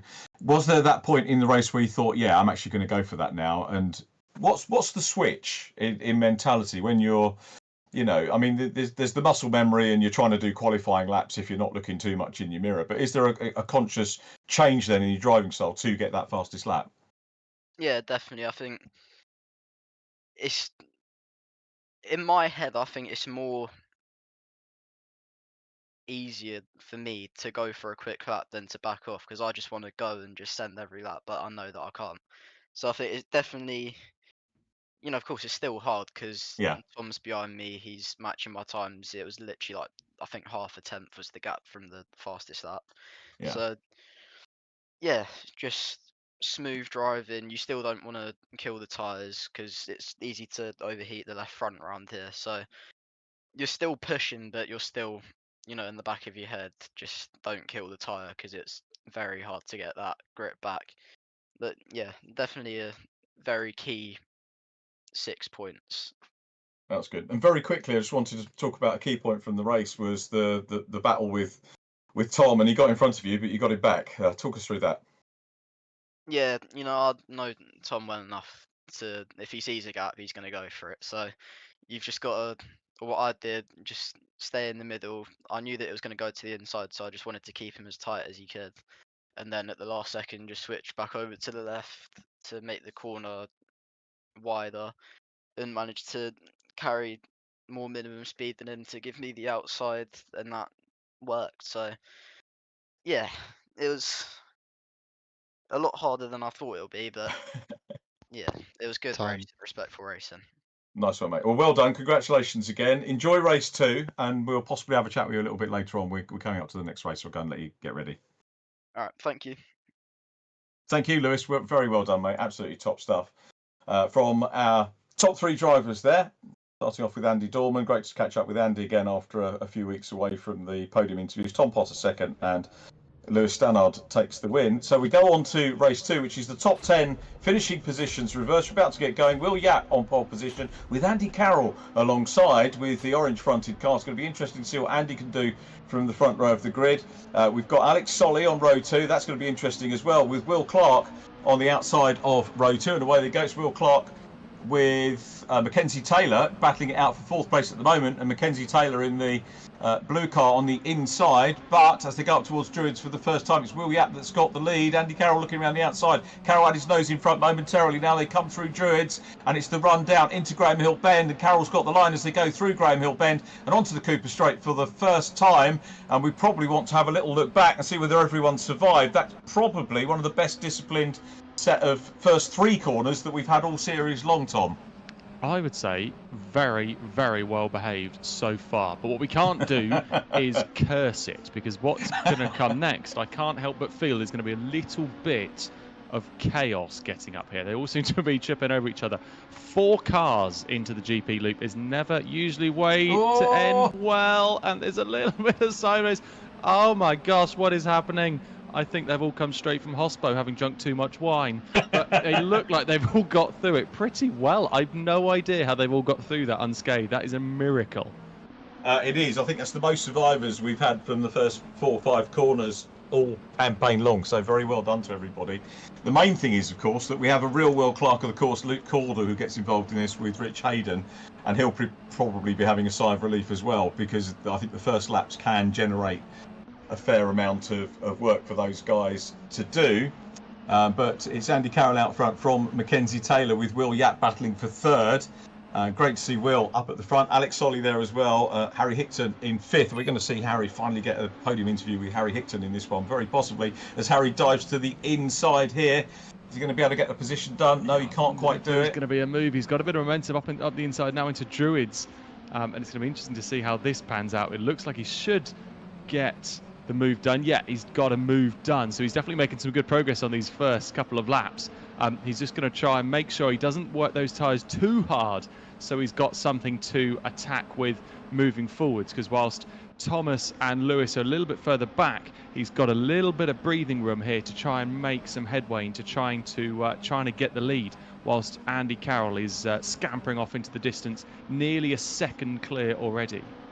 Yeah, if you give Andy a chance to have a reverse grid start, well, normally even if he's fastest off the front, he's going to get away and make a little bit of hay while the sun shines, and he's certainly going to do that on a reverse grid race, so could very well be difficult to catch from there. Although he's got Mackenzie Taylor behind him, and we know Mackenzie's no slouch. Hickton, though, receiving the attentions of Will Yapp, very close indeed, 4th and 5th. Will runs a little bit wide in the Alliance car, and Thomas Potter already up from 9th on the grid is up into 4th place. And if we look back, Lewis Stannard on the timing screen down in 9th place at the moment. And this is very typical Lewis. As you mentioned, Tom, you'd be thinking about saving his tyres for this and picking off and just doing it one by one, because he knows that he's got time in these races to make his way up towards the front. As Thomas Potter gets involved there with Harry Hickton, this is going to be an interesting race between these two for sure. It is, and Thomas needs to try and get shot of these guys as quick as possible as they're into each other in the straight line. That's never what you want to be doing. Whilst Thomas and Harry are going to be tripping over themselves, there's more contact there, but he's saved it. Has he saved it? He has, and there's more drama kicking off behind, but not what Thomas Potter wanted at all. Whilst Andy Carroll has managed to get into the distance, his next nearest championship rival, he's going to be losing points to that. So 3rd place at the minute. I don't think he is going to be able to do it unless he really starts to get through this traffic quickly and make some inroads into trying to close down Andy Carroll. Yeah, this is all great, isn't it, for Andy Carroll? There is Andy Dorman. So Andy a little way down the order at the moment. It's Carroll from Mackenzie Taylor, Alex Solly in P3, Harry Hickton. It's just like a real life race, this one, with the names that we've got up towards the sharp end of things as Lewis Stannard picks off another place here, or he's about to. So Stannard doing what he's done so well over the course of these, banging in good early results in race 1 and then just picking his way through in race 2. Like other drivers, has had judicials go against him, or at least one, but took it on the chin, got on with the job, came back and still led the championship. So Stannard now clear of Thomas Potter, and Lewis up to 5th place, chasing down Harry Hickton for P4. We're looking at Will Clark, followed by Alex Walker. In 10th position is Alex Walker at the moment. Will Clark trying to close down on Thomas. They might be able to work their way through the field with each other. We've got Kenny Press immediately in front of him. That was a great result from Kenny Press in race number 1. And he's going to be my first suggestion. And it's far too early to make a decision, but might be in with a shout, Kenny Press here, for driver of the round with 5th position in race 1. Will Clark has a little moment there over the gravel, losing out a Will little has bit. seemingly been in the mix all the way through, hasn't he? Obviously, he's had to have that recovery in that first race, and has seemingly got caught up in this race as well. But back at the front, Mackenzie's managed to get some inroads into Andy here with only a 4/10 difference at the gap. It's all on. It's definitely on. Mackenzie running wide there, but seems to have kept momentum, and he's going to be picking up one hell of a slipstream as we come down the back straight here. Never really much of a move from that far back, but give it time. He's definitely got momentum. He's definitely got momentum on his side. So this is going to start to be bad news for Andy. Whilst he had that nice little gap at the start of nearly a second, to watch it drop away and see Mackenzie on his back bumper now, only 0.2 of a second, getting up towards these last sector of the lap. Not much of a chance made for overtaking in these next 2 corners, but he's going to be trying to now line him up. Mackenzie's going to be thinking, right, Paddock Hill is my opportunity. I've got to get a good run out of here to try and give myself the best opportunity to pull the pin and throw the hand grenade of a lunge into the Paddock Hill. Is he going to do it? He's got a good slipstream. Rich, is he going to do it? What's he going to do? Well, is he going to look at the inside? It was a lovely build-up from you, Tom, there, and great to get inside the driver's head of what he's doing. He's got the momentum, does get closer, and now goes to the inside to make the move.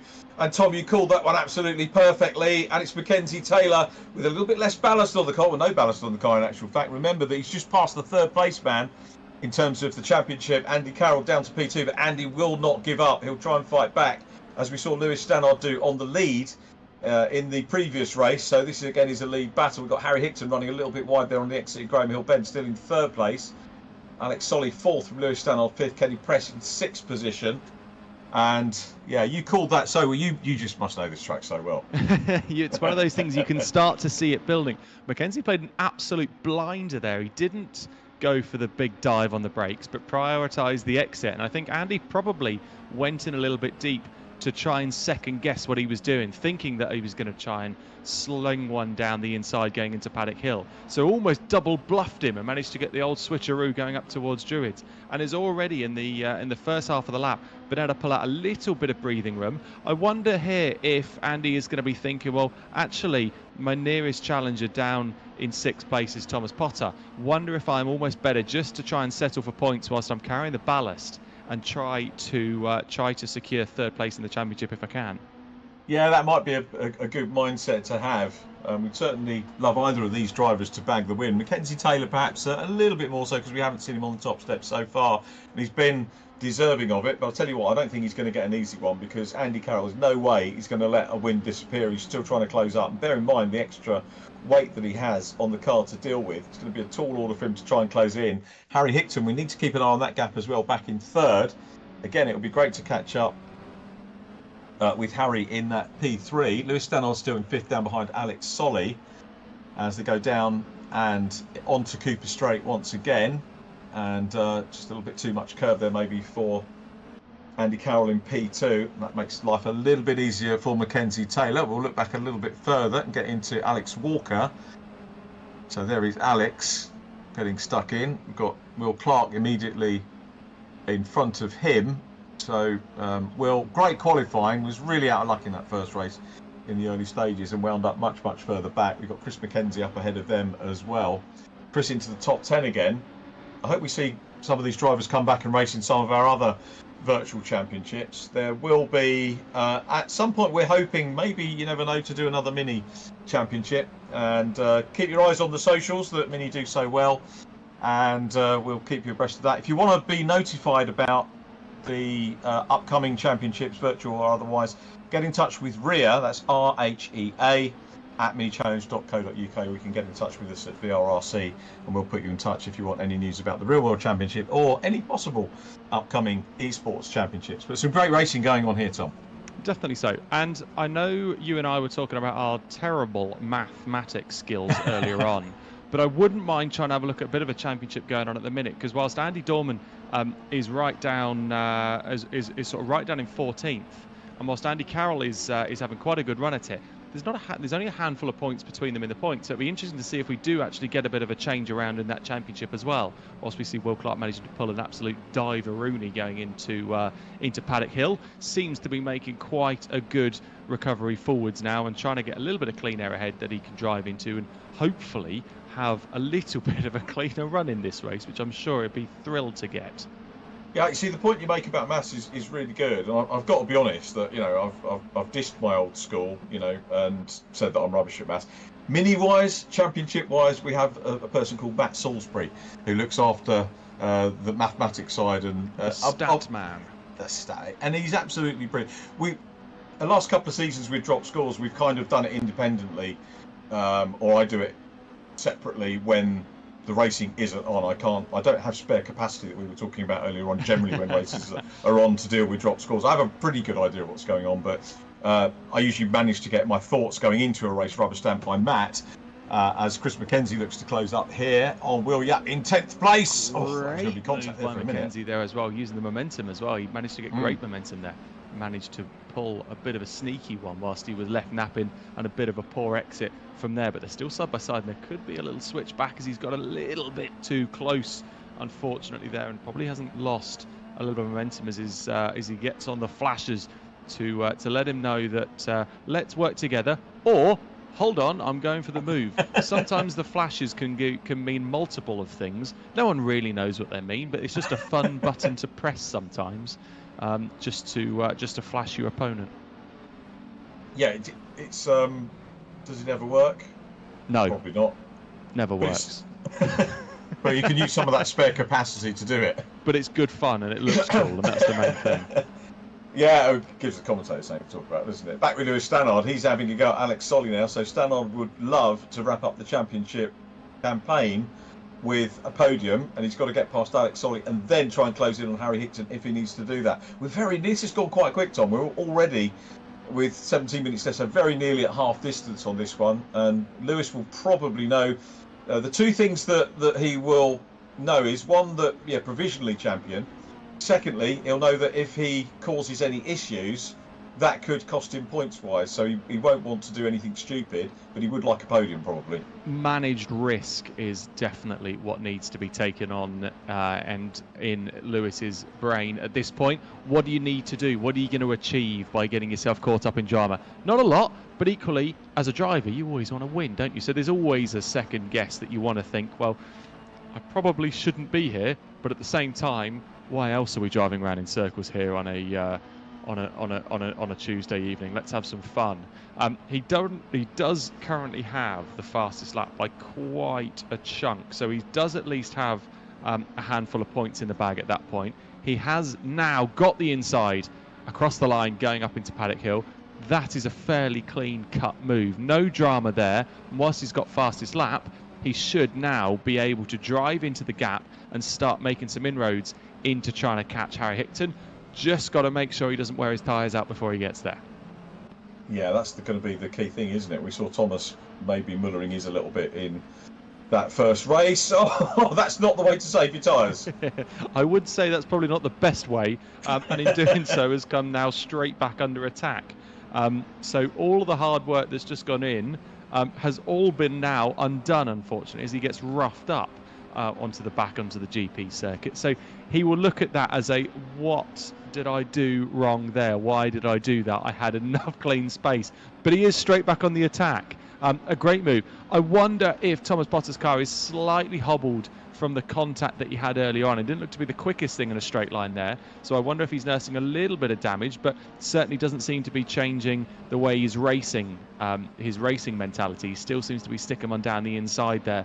But these two do seem to want to attack each other fairly heavily. But look at the gap that it's Gev Alex in front. He's managed to get some breathing room straight away whilst these two trip over each other. They are. It's all about bragging rights here, isn't it, on this race, particularly for Thomas, you know, who was beaten in that first one. And, you know, one wonders if this would have been the battle for the championship, how the complexion would have been slightly different in this championship if Thomas hadn't gone on the school field trip to France. Was it for round 2? Because he got half points. It was his dropped round. His sister Kat raced the car for him and scored half points, which is what you can do in the championship. And no disrespect for Kat at all. She's learning her craft in racing in other championships with us at the moment. But had Thomas done all of the rounds, I think this would have been probably championship still alive at this point. And maybe Thomas's mindset might have been different coming into the round and, you know, dealing with things in race 1. But they're giving us a good race anyway. Definitely are, and this has ended up being quite a good battle. They're down in 13th place here, but they're still scrapping as though they're going for the win. It's great to see.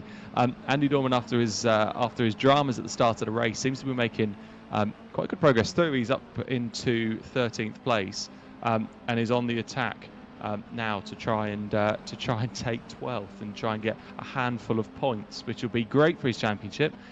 But will be interesting to see where these guys end up, because they're a bit in no man's land. There's not really anyone ahead of them, there's not really anyone behind them, but they're just having a scrap because it's a fun thing to do on a Tuesday evening. Absolutely right. Yeah, it's taken me a while to remember it's Tuesday rather than Wednesday, which used to be our previous race night, and before that I used to say weekend instead of evening. Easily done. Yeah, it's easily done. Easily done. Like that move, he made that look incredibly easy. Managed to get it almost done even before the apex of the corner. It was a fantastic move. So Andy now another place done. Let's see if he has got enough tyre life in hand. I wonder if he could push for fastest lap and try to get some points out of it.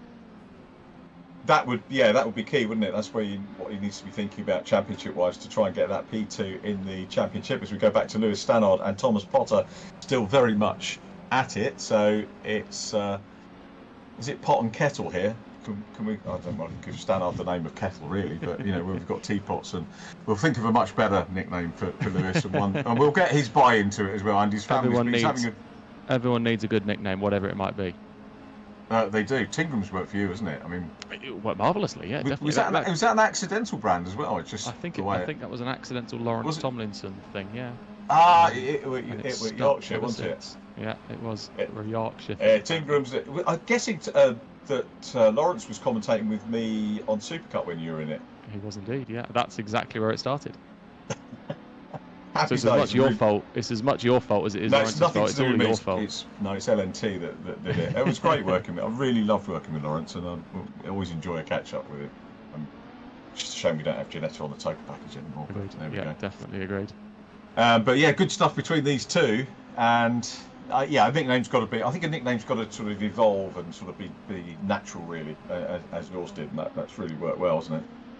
Yeah, absolutely right. Yeah, sometimes you can force one on yourself, but yeah, sometimes you just got to have a good name to go with you. Speaking of good names, Harry Hicton sounds like a racing driver's name, which I love. Has definitely made some inroads into closing that gap down now, and is all over the back of Andy Carroll. He's done great work to close. What was it, 3 seconds when we last looked? It felt like 5 minutes ago. He's put in some great lap times. Half a second quicker than Andy on that previous lap. You would say now the ball is definitely in Harry's court to try and attack Andy with 11 and a half minutes to go. So he's still got plenty of time in hand. It's going to be managed risk, I think, with this one. How hard does he want to push when he's seen he's got a bit of a pace advantage? Does he want to try and get past and then see if he can get down the road after Mackenzie Taylor?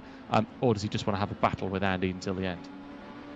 He'll want to win this one. I was chatting with him in the paddock in the awning of the Manpower Motorsport team on Sunday, and he's had little frustrations with this campaign, to be perfectly honest, and he's right to. And any drivers that have, always feedback and let us know what it is that you liked or disliked about it. And apparently, I think. We'll come back to Harry Hicton because these two still at it. Lewis Stanhope goes off the circuit after a little bit of contact with Thomas Potter. This is the point where we go, what do you mean a little bit? Yeah, exactly. I'm wincing. I feel like Paul O'Neill. I'm making all sort of weird, whiny noises. What's going on here? This is outrageous. They are still side by side. What is going on here, guys? Come on. This is fantastic stuff. This is what we like to see. But again, look how they've lost ground to Alex whilst the two of them are squabbling. Lewis has got to go so careful here because he doesn't want to get himself a penalty. Equally, doesn't want to have a non-score. So I'm not saying roll over and let him pass because that would be a foolish thing to do. There's got to be a bit of managed risk with this for sure. And all of a sudden, Joe Black is now back on the scene as he pulls an absolute blinder around the outside of 1, 2 cars in Paddock Hill. He's done one at least. That's a stonker of a move. Potter's going to keep his nose in, is he? Not quite. He's backed out. That was a superb move by James Black. Around the outside of Paddock. No, thank you. Not for me. Yeah, he was just saying, right, okay, I can take a fast line, gain all the momentum and go through. Talking about momentum and going through, Harry Hicton has done the same thing a little bit further around the track. Great move. Going through Surtees and up into P2. 2 is a nice place to be, but he's going to want 1. He's got 3 seconds to close down and 9 minutes to do it. Harry's pace looks strong. He did a 37.2 last time around whilst overtaking. Mackenzie, 37.3. At that, with only a 10th, the gap's not going to come down enough, but we'll keep an eye on that gap ahead. 3.2 seconds, that's the one to take note. 9 minutes to go. We'll keep note of that one. We will, indeed. Harry Hicton up into P2, maybe another perhaps driver of the round. Also, we may need to think about Mackenzie Taylor as driver of the round as well, because he's doing a sterling job out front at the moment. 3.33 seconds clear of Double H in second position. Andy Carroll third and doing a great job with all the ballast on. Well, Hicton's got plenty of ballast as well. He's got 15 kgs running in sixth position in the championship. So Harry's going to be one of the top real-world drivers in terms of the championship. And it is a different discipline. For a lot of them, don't do as much on the sims as the racing guys who are here week in, week out. And I'm not making excuses for them, but I think our real-world drivers, I've got to say, closer in this series than we had when I was able to do the first series with, we had Anthony Williams co-commentating the first series back in COVID, Tom, which was... Sorry to hear that. It was good fun. It was great. We had, and this is what I love about Mini, is the fact that we've got all these different people in to co-commentate. We did that in the first Mini Championship, and this time round we had Dan Zelos round 1, Albert Webster round 2, Archie Johnson, Henry Furt, Tom Ovenden, Ned Anthony last week. They've all been great. So well done to Rhea and the team for picking great names. And I'd say she must have some dirt on you to persuade you to come and commentate with me. It's exactly what it was. We had a wild night out once, and she said, "I'm gonna hold you to that," and I've never been able to get away from it since. And that was 4 years ago. The good thing about the only thing that we don't replicate virtually is Rhea's whistle. Thank I'm goodness. sure someone will probably try and do that. I'm surprised Jack or someone doesn't have a sound effect for it, just to make us all feel at home. I'm quite disappointed by that, quite frankly. he's going to get it for the next series that we hope. But for those of you who don't know, though, wonder what we're talking about. Rear, to get everyone's attention, has a whistle which is blown. And the first time I sort of encountered that was an unruly bunch at, I think it was Cooper drivers at Thruxton, and they'd done the usual thing of being a little bit unruly in the first televised race of the weekend. So race 1 for a massive field of Coopers, and they'd all got a bit silly and Rio wanted to dress them all, blew the whistle, and they all go to attention pretty quickly. So the whistle works. And every Labrador within a 20-mile radius always pricks his ears up and thinks something's going on as well. It's like the Pied Piper when she blows the whistle. You're getting whistling memes on the chat now as well. I've just noticed that. Yeah, I was very sure what was going on then. I'll be honest with you, I was scared. 2.7 seconds. He's closed the gap down, but I don't think it's quite enough. 37.6 to a 37.2 for Harry last time around. So a good chunk, but one of them needs to do something. Either Harry needs to find some pace, which I probably don't think he's got a huge amount more of at this stage of the race, or he needs Mackenzie to start feeling the pressure, start to feel it build up now with 6 minutes to go. And all of a sudden, Harry gets into second, and you're noticing the gap drop down. It's never a nice feeling. He's going to start to get the old sweaty palms. He's going to be a little bit more clenched than he might have been before. He's going to have to try and keep his eyes off of the timing tower and not look at the gap, because you could soon chaos yourself if you're not careful. So it's going to be an interesting one to see. With 5 minutes or just under 6 minutes to go, 5:50 to go. Let's see if he can get anything out of it. Oh, sweaty do your palms get in the BTCC finale. You have to wring them out if you could. It's not a very nice experience, I'll be honest with you. Are you going to wrap it up before Brands this year?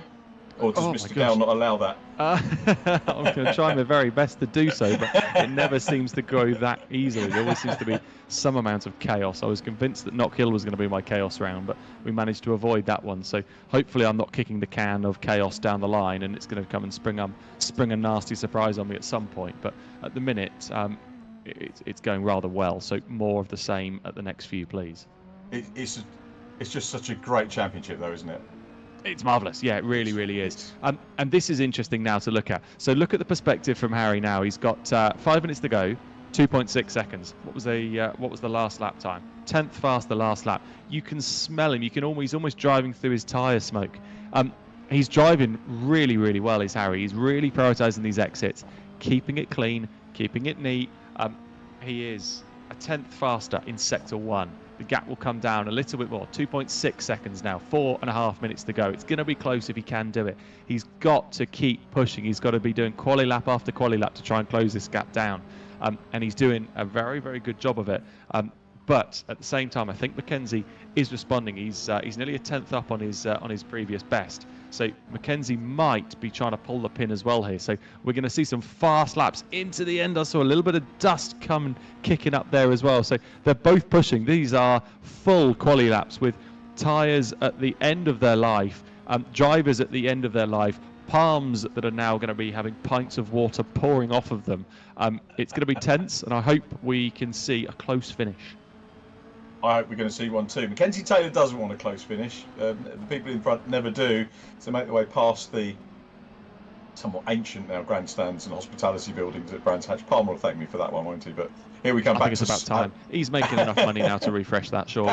He probably needs to get his tax bill down a little bit. I'd never say that to his face. I'm too scared of him, obviously. Lewis on the outside going into paddock with Alex. Is that cut back going to be working out? Not quite. Dive into Druids.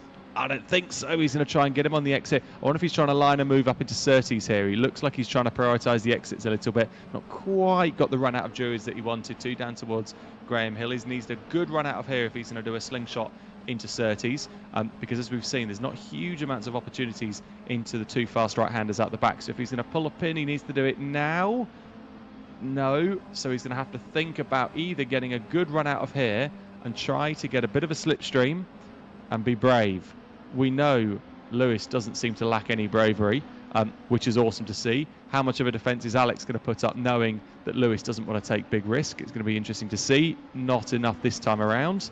We'll have to wait for the rest of the lap and see if that opens up. Gap at the front, 1.7. It's come down.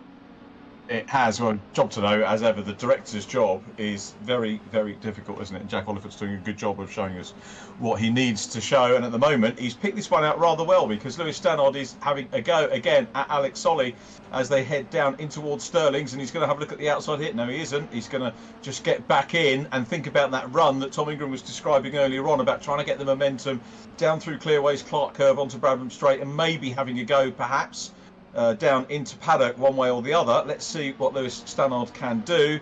Still very close. Is he going to be able to make the move here? Now just moves to the outside. Solly has seen him. There's plenty of space. What a classic shot this is for Brands Hatch, and he's looking around the outside as he go into Paddock Hill Bend. Is he going to be able to make it stick? Brian Jones, the late commentator, would have said high wide and had some into Paddock Hill Bend, and he goes wide, but it didn't quite have the momentum, and they've got cars closing up as well. James Black closing up, but Stannard's still there on the outside. He's trying to hang on. Solly giving him room at the moment. Will he do it on the exit of Graham Hill? No, he nips across and maintains the position. Good effort from Stannard, but he's got to do it all again. Unfortunately so. I don't think the outside line was the one to go out for Paddock Hill there, unfortunately. But look how all of this is playing into James Black's hands. There's a massive dive in there from Lewis. He's going to run wide on the exit. There's going to be a bit of contact. This is James's opportunity. In, up, behind Alex at this point, James. If you're listening, get the toe. Go for it. This is your opportunity. Don't waste your momentum. It's getting the old squeeze now. This is not fun at the speed they're going to be doing. Super work. And he's gone back around the outside. Lewis is definitely not lacking any bravery. Considering we have just said that we've pretty much said the championship's yours, dude. Don't worry about it. It's like he's racing for his life. James going for another move up the inside. This is superb. Yeah, we've had some great racing like this at most rounds, at some point. It's been a very, very good series. Thanks again to Minnie for letting us work with you on this and delivering some great stuff. Mackenzie Taylor is delivering great stuff still out front at the moment, and I think by now he's probably on his last lap. He will be. Can I point your attention to the best lap of the race? Go on. Harry Hickton, last lap round. 37.074. Oh, so look at that. He's within. He's within. At the end of the race, when the tyres are at their worst, Harry has produced a lap time that is super, super fast. Currently, Lewis is on fastest lap of a 36.8, but Harry has just done a 37.0 on the last couple of laps there. So he's definitely closing in that gap. 8 tenths now. Mackenzie will really not be enjoying this with a half a lap to go. Harry has driven an absolute blinder of a race here to close that gap down. What a race back from Harry Hickton. He's really recovered this well. A flash of the lights as well, like he needed any more motivation to not crash. He's got you behind him, Harry. I don't think he's going to want to do that, but why not give it a flash of the lights? You never know. Stranger things have happened. It's weird, isn't it? And our focus from driver of the round, so is it going to be the likes of Kenny Press, who's down in 7th, had 2 very good quick races? Is it going to be Mackenzie Taylor for this one, or is it going to be Harry Hickton over the course of the 2? Put your answers in the chat. We've got Rhea, I can see, typing away as to who's going to get this one, but here they come then down towards Clearways for the last time, and it's Mackenzie Taylor out front. Harry Hickton still trying to close in and maybe get the run. If this was a Legends Cars race, I'd say it's going to be a photo finish, but it's JCW Minis, and I'm wondering whether Mackenzie Taylor's probably just about holding on to this. But here comes Hickton. He's the door is closed there by Mackenzie Taylor, who knew he got it on the line, but what an effort from Harry Hickton to close right up. They're still battling all behind.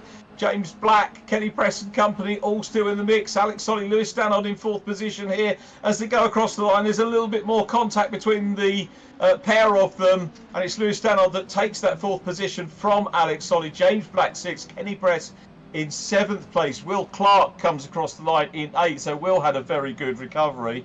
Absolutely amazing stuff. I think we've got our DOTR, and we'll confirm that once we get onto the podium.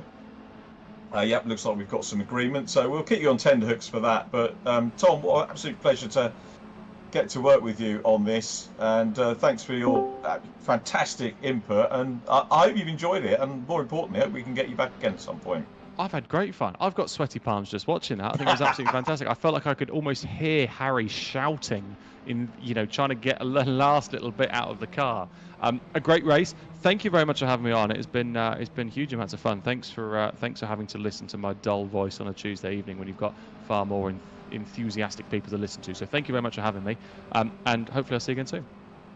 I hope so too. Stick around if you want to, and if you want to ping any questions at any of our top three. I don't know whether we get our provisional champion in or whether we do that tomorrow night. So I'll wait for some guidance on that from our directors. We're actually now getting a little bit of conflab on driver of the round, so a little bit of disagreement. So we're going to have to go for the agreement on driver of the round once we get our ad break, which we'll come to after I've just run through the positions for you. Mackenzie Taylor takes the win. There he is, the 36 car. Harry Hickton P2 from Andy Carroll, and Alex Solly 4th from Lewis Stannard. James Black 6th, then Kenny Press 7th from Will Clark.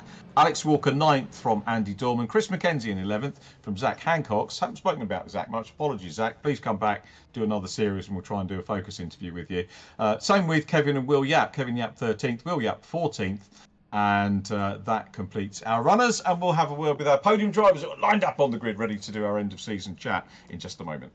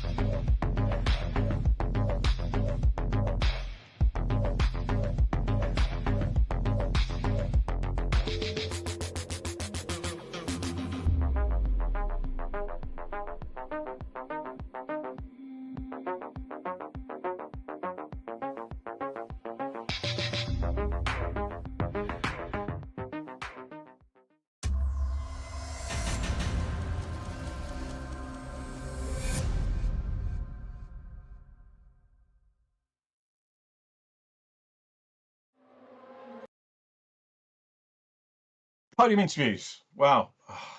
I love the breaks. Gives us a chance to get our breath back and think about what we're going to ask, what we're going to say. And we're going to start off with third place man, Andy Carroll. Andy, a decent evening and, early lead. I'm guessing the ballast hindered you a little bit, but cracking battle. Harry managed to get past you, but decent way to finish and possibly P2 at the championship. I can't do the maths, to be honest. Have you done it? I don't think it's P2, unfortunately. I was trying to put Andy under pressure in the first race and then had a bit of lag contact with Harry, which put me out and ended up, I think, back in sort of 14th, 15th, and sort of was just fighting to get back into the top 10 for the reverse grid. And then I was just, sort of at that point, I kind of thought that second was off the table, really. So that race was really just about trying to make sure I secured third, try and get out in front, avoid any of the first lap carnage, then kind of, not put up too much of a fight against Mackenzie. And then, certainly when Harry was getting close, I was getting a little bit nervous about lag contacts again. So I kind of once he got too close, I'd kind of just sort of moved out the way and let him come past, and then sort of tried to just stay in third, not do anything silly. At that point, I kind of knew that third in the championship was probably wrapped up. So just sort of drove around trying to not to make any silly mistakes that might ruin that. And it's a bit. I think for me, there's been a different feel to this one. I'm not saying that the other ones are ordinary or anything, but it's just kind of with the real world drivers coming in, having Mini's involvement. It's been a real buzz for me doing these the last few weeks. Has it been the same for you? Oh, it's been fantastic. I think the times have been so close. Every race you're battling with different drivers, and it's just been it's been really competitive, but it's been really fun. The driving standards have been good. You've had some great battles. No complaints whatsoever. I really enjoyed this championship. And you've done well. I say provisionally third position in the championship, and your results. I mean, you've always been well inside the top 10 right the way through the campaign. Yeah. As I say, that I think on the whole, I've been pretty pleased. with my performance. I think once Lewis joined, that was kind of the championship wrapped up for him. After a few races, it was obvious that he was going to be the man to beat.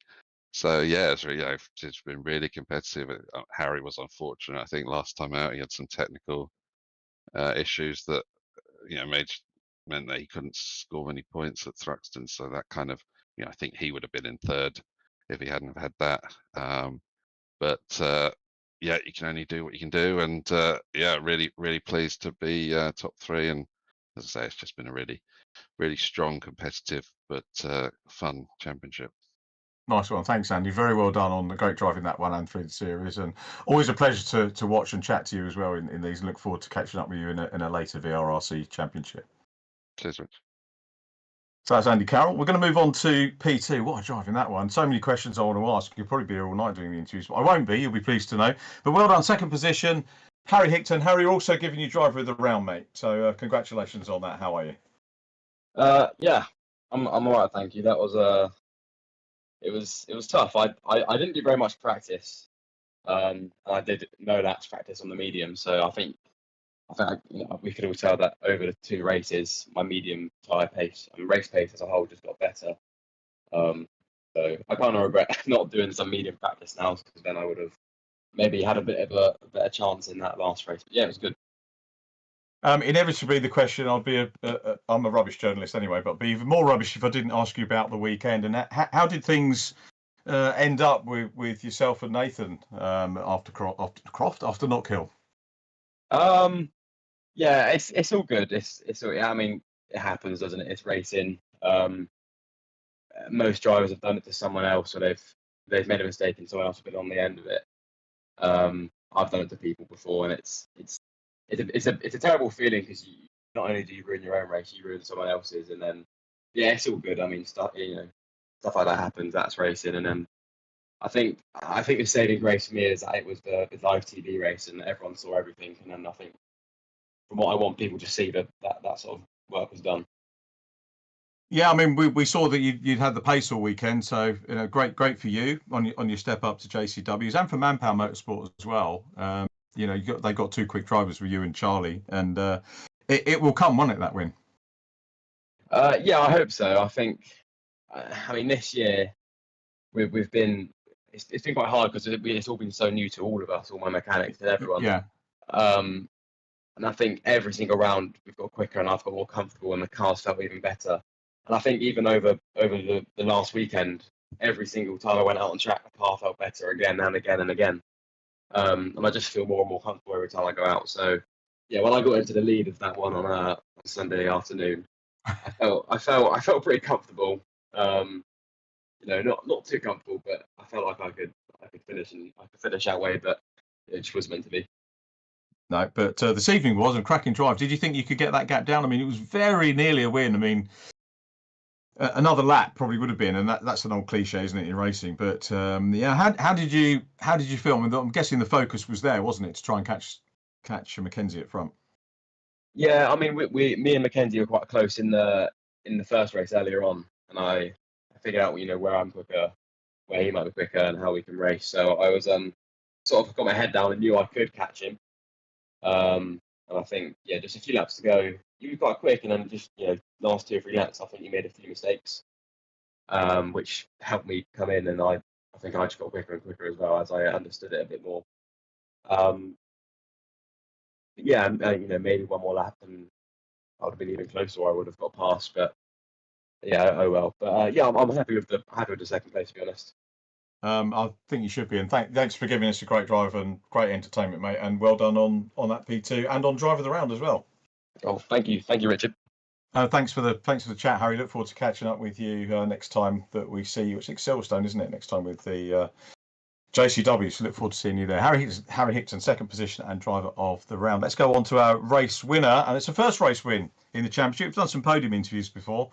But well done, Mackenzie Taylor. I've got to say, it was a very difficult decision for driver of the round. It could have gone to yourself or Harry, but you get the win. I think Harry just shaded it with the positions or the time that he managed to make up with you over the course of the race. But well done on the win, and talk us through the story of that last half hour. I mean, wow, what a race, really. It's been a good end of the season for me. It's better late than never, really, getting on the podium. I mean, Thruxton, we had some good pace. And then coming here, we've had some decent pace. Race 1 wasn't too good. Again, I didn't really do much practice on the mediums.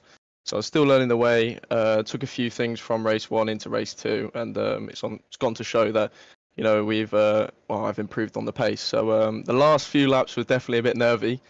My hands were definitely sweating.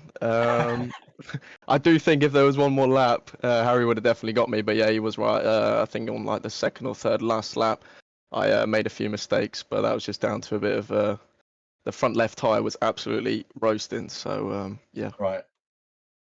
But great to get that win, and you know, that can carry on. I'm hoping we're going to do another mini championship at some point. Is it something you'd have another crack at?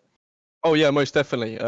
It's been great. You know, the racing's really close. Going into qualifying, you know, all within a second. It's brilliant to see. Thruxton was great. All the tracks included have been great fun. The racing is very clean, so I definitely would recommend it to people. But yeah, I'll definitely come back. Nice one. A great recommendation. If anyone's watching it and thinking about doing it, don't think anymore. Just get on and, you know, make the inquiries and come and join us and have some fun. And we've got a few things that we're going to try and do for future ones, which is well, we'll talk more about those when we mentioned about getting in touch with RHEA if you want to get involved. RHEA, RHEA, that is at minichallenge.co.uk. Mackenzie, great to chat to you on the top step of the podium. Hopefully more podium interviews in later championships, but well done on that. Great drive, and fantastic to have another winner. Thank you very much. Well done. That's Mackenzie Taylor. We're going to flick back. We won't confirm the champion officially until tomorrow, but let's have a quick word with Lewis Stannard. Lewis, you did enough, I think, in race 1 provisionally to secure the championship. I think it's only right and proper that we talk about race 2. Again, Thomas gave you a bit of a workout in that one, didn't he? Yeah, definitely. It was very hard racing, but you know, you've got to expect that with him. He's passionate, I'd say. But yeah, it's a great race, honestly.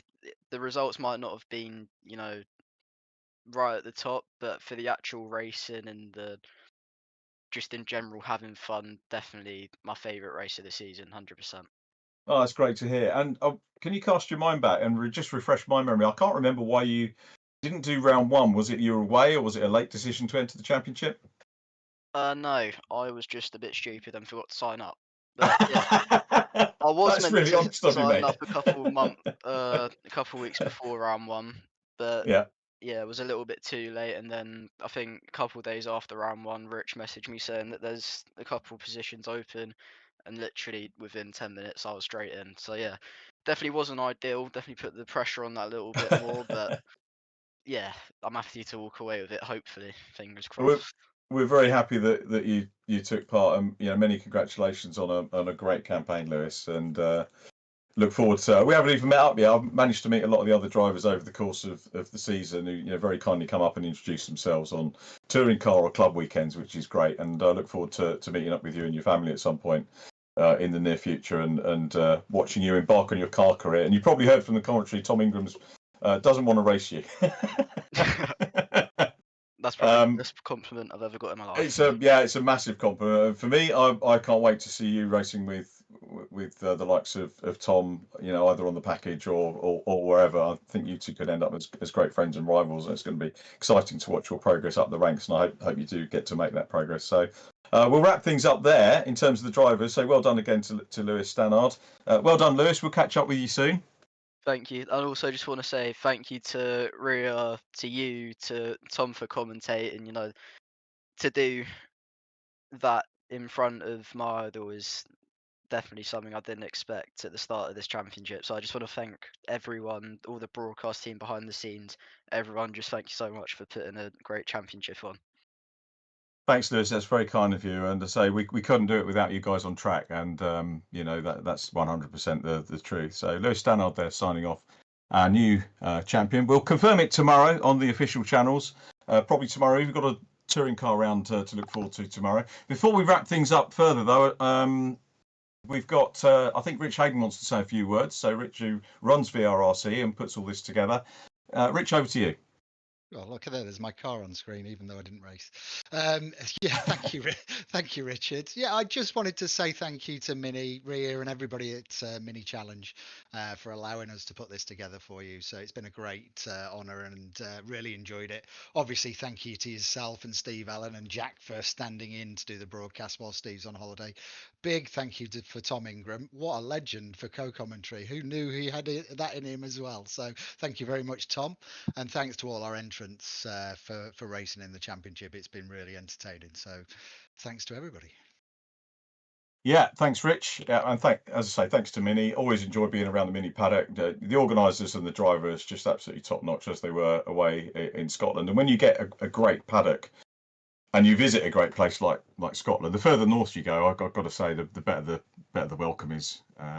I think I made a comment with Paul O'Neill about it doesn't say a lot for Brands, does it, when you get down south? But it's all meant in jest.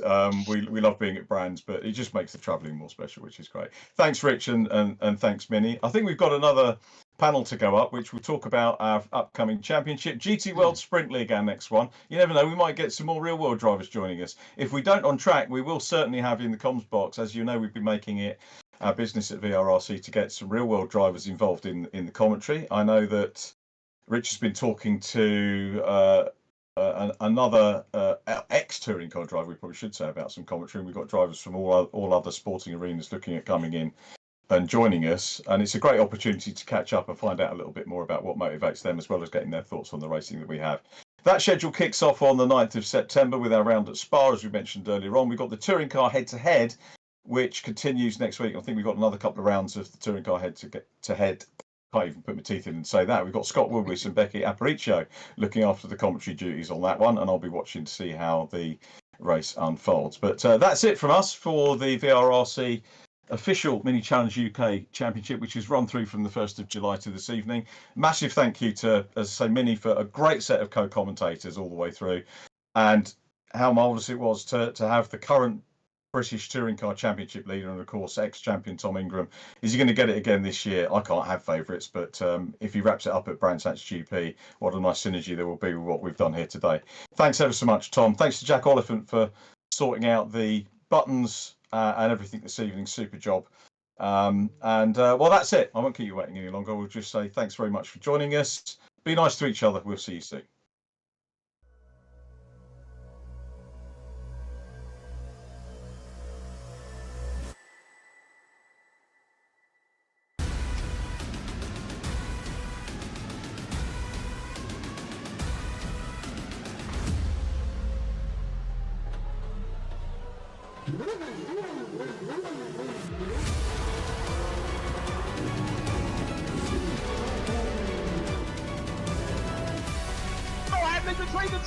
The inside of Coates, Barker gets too heavily involved. And that's Whitehead and Coates.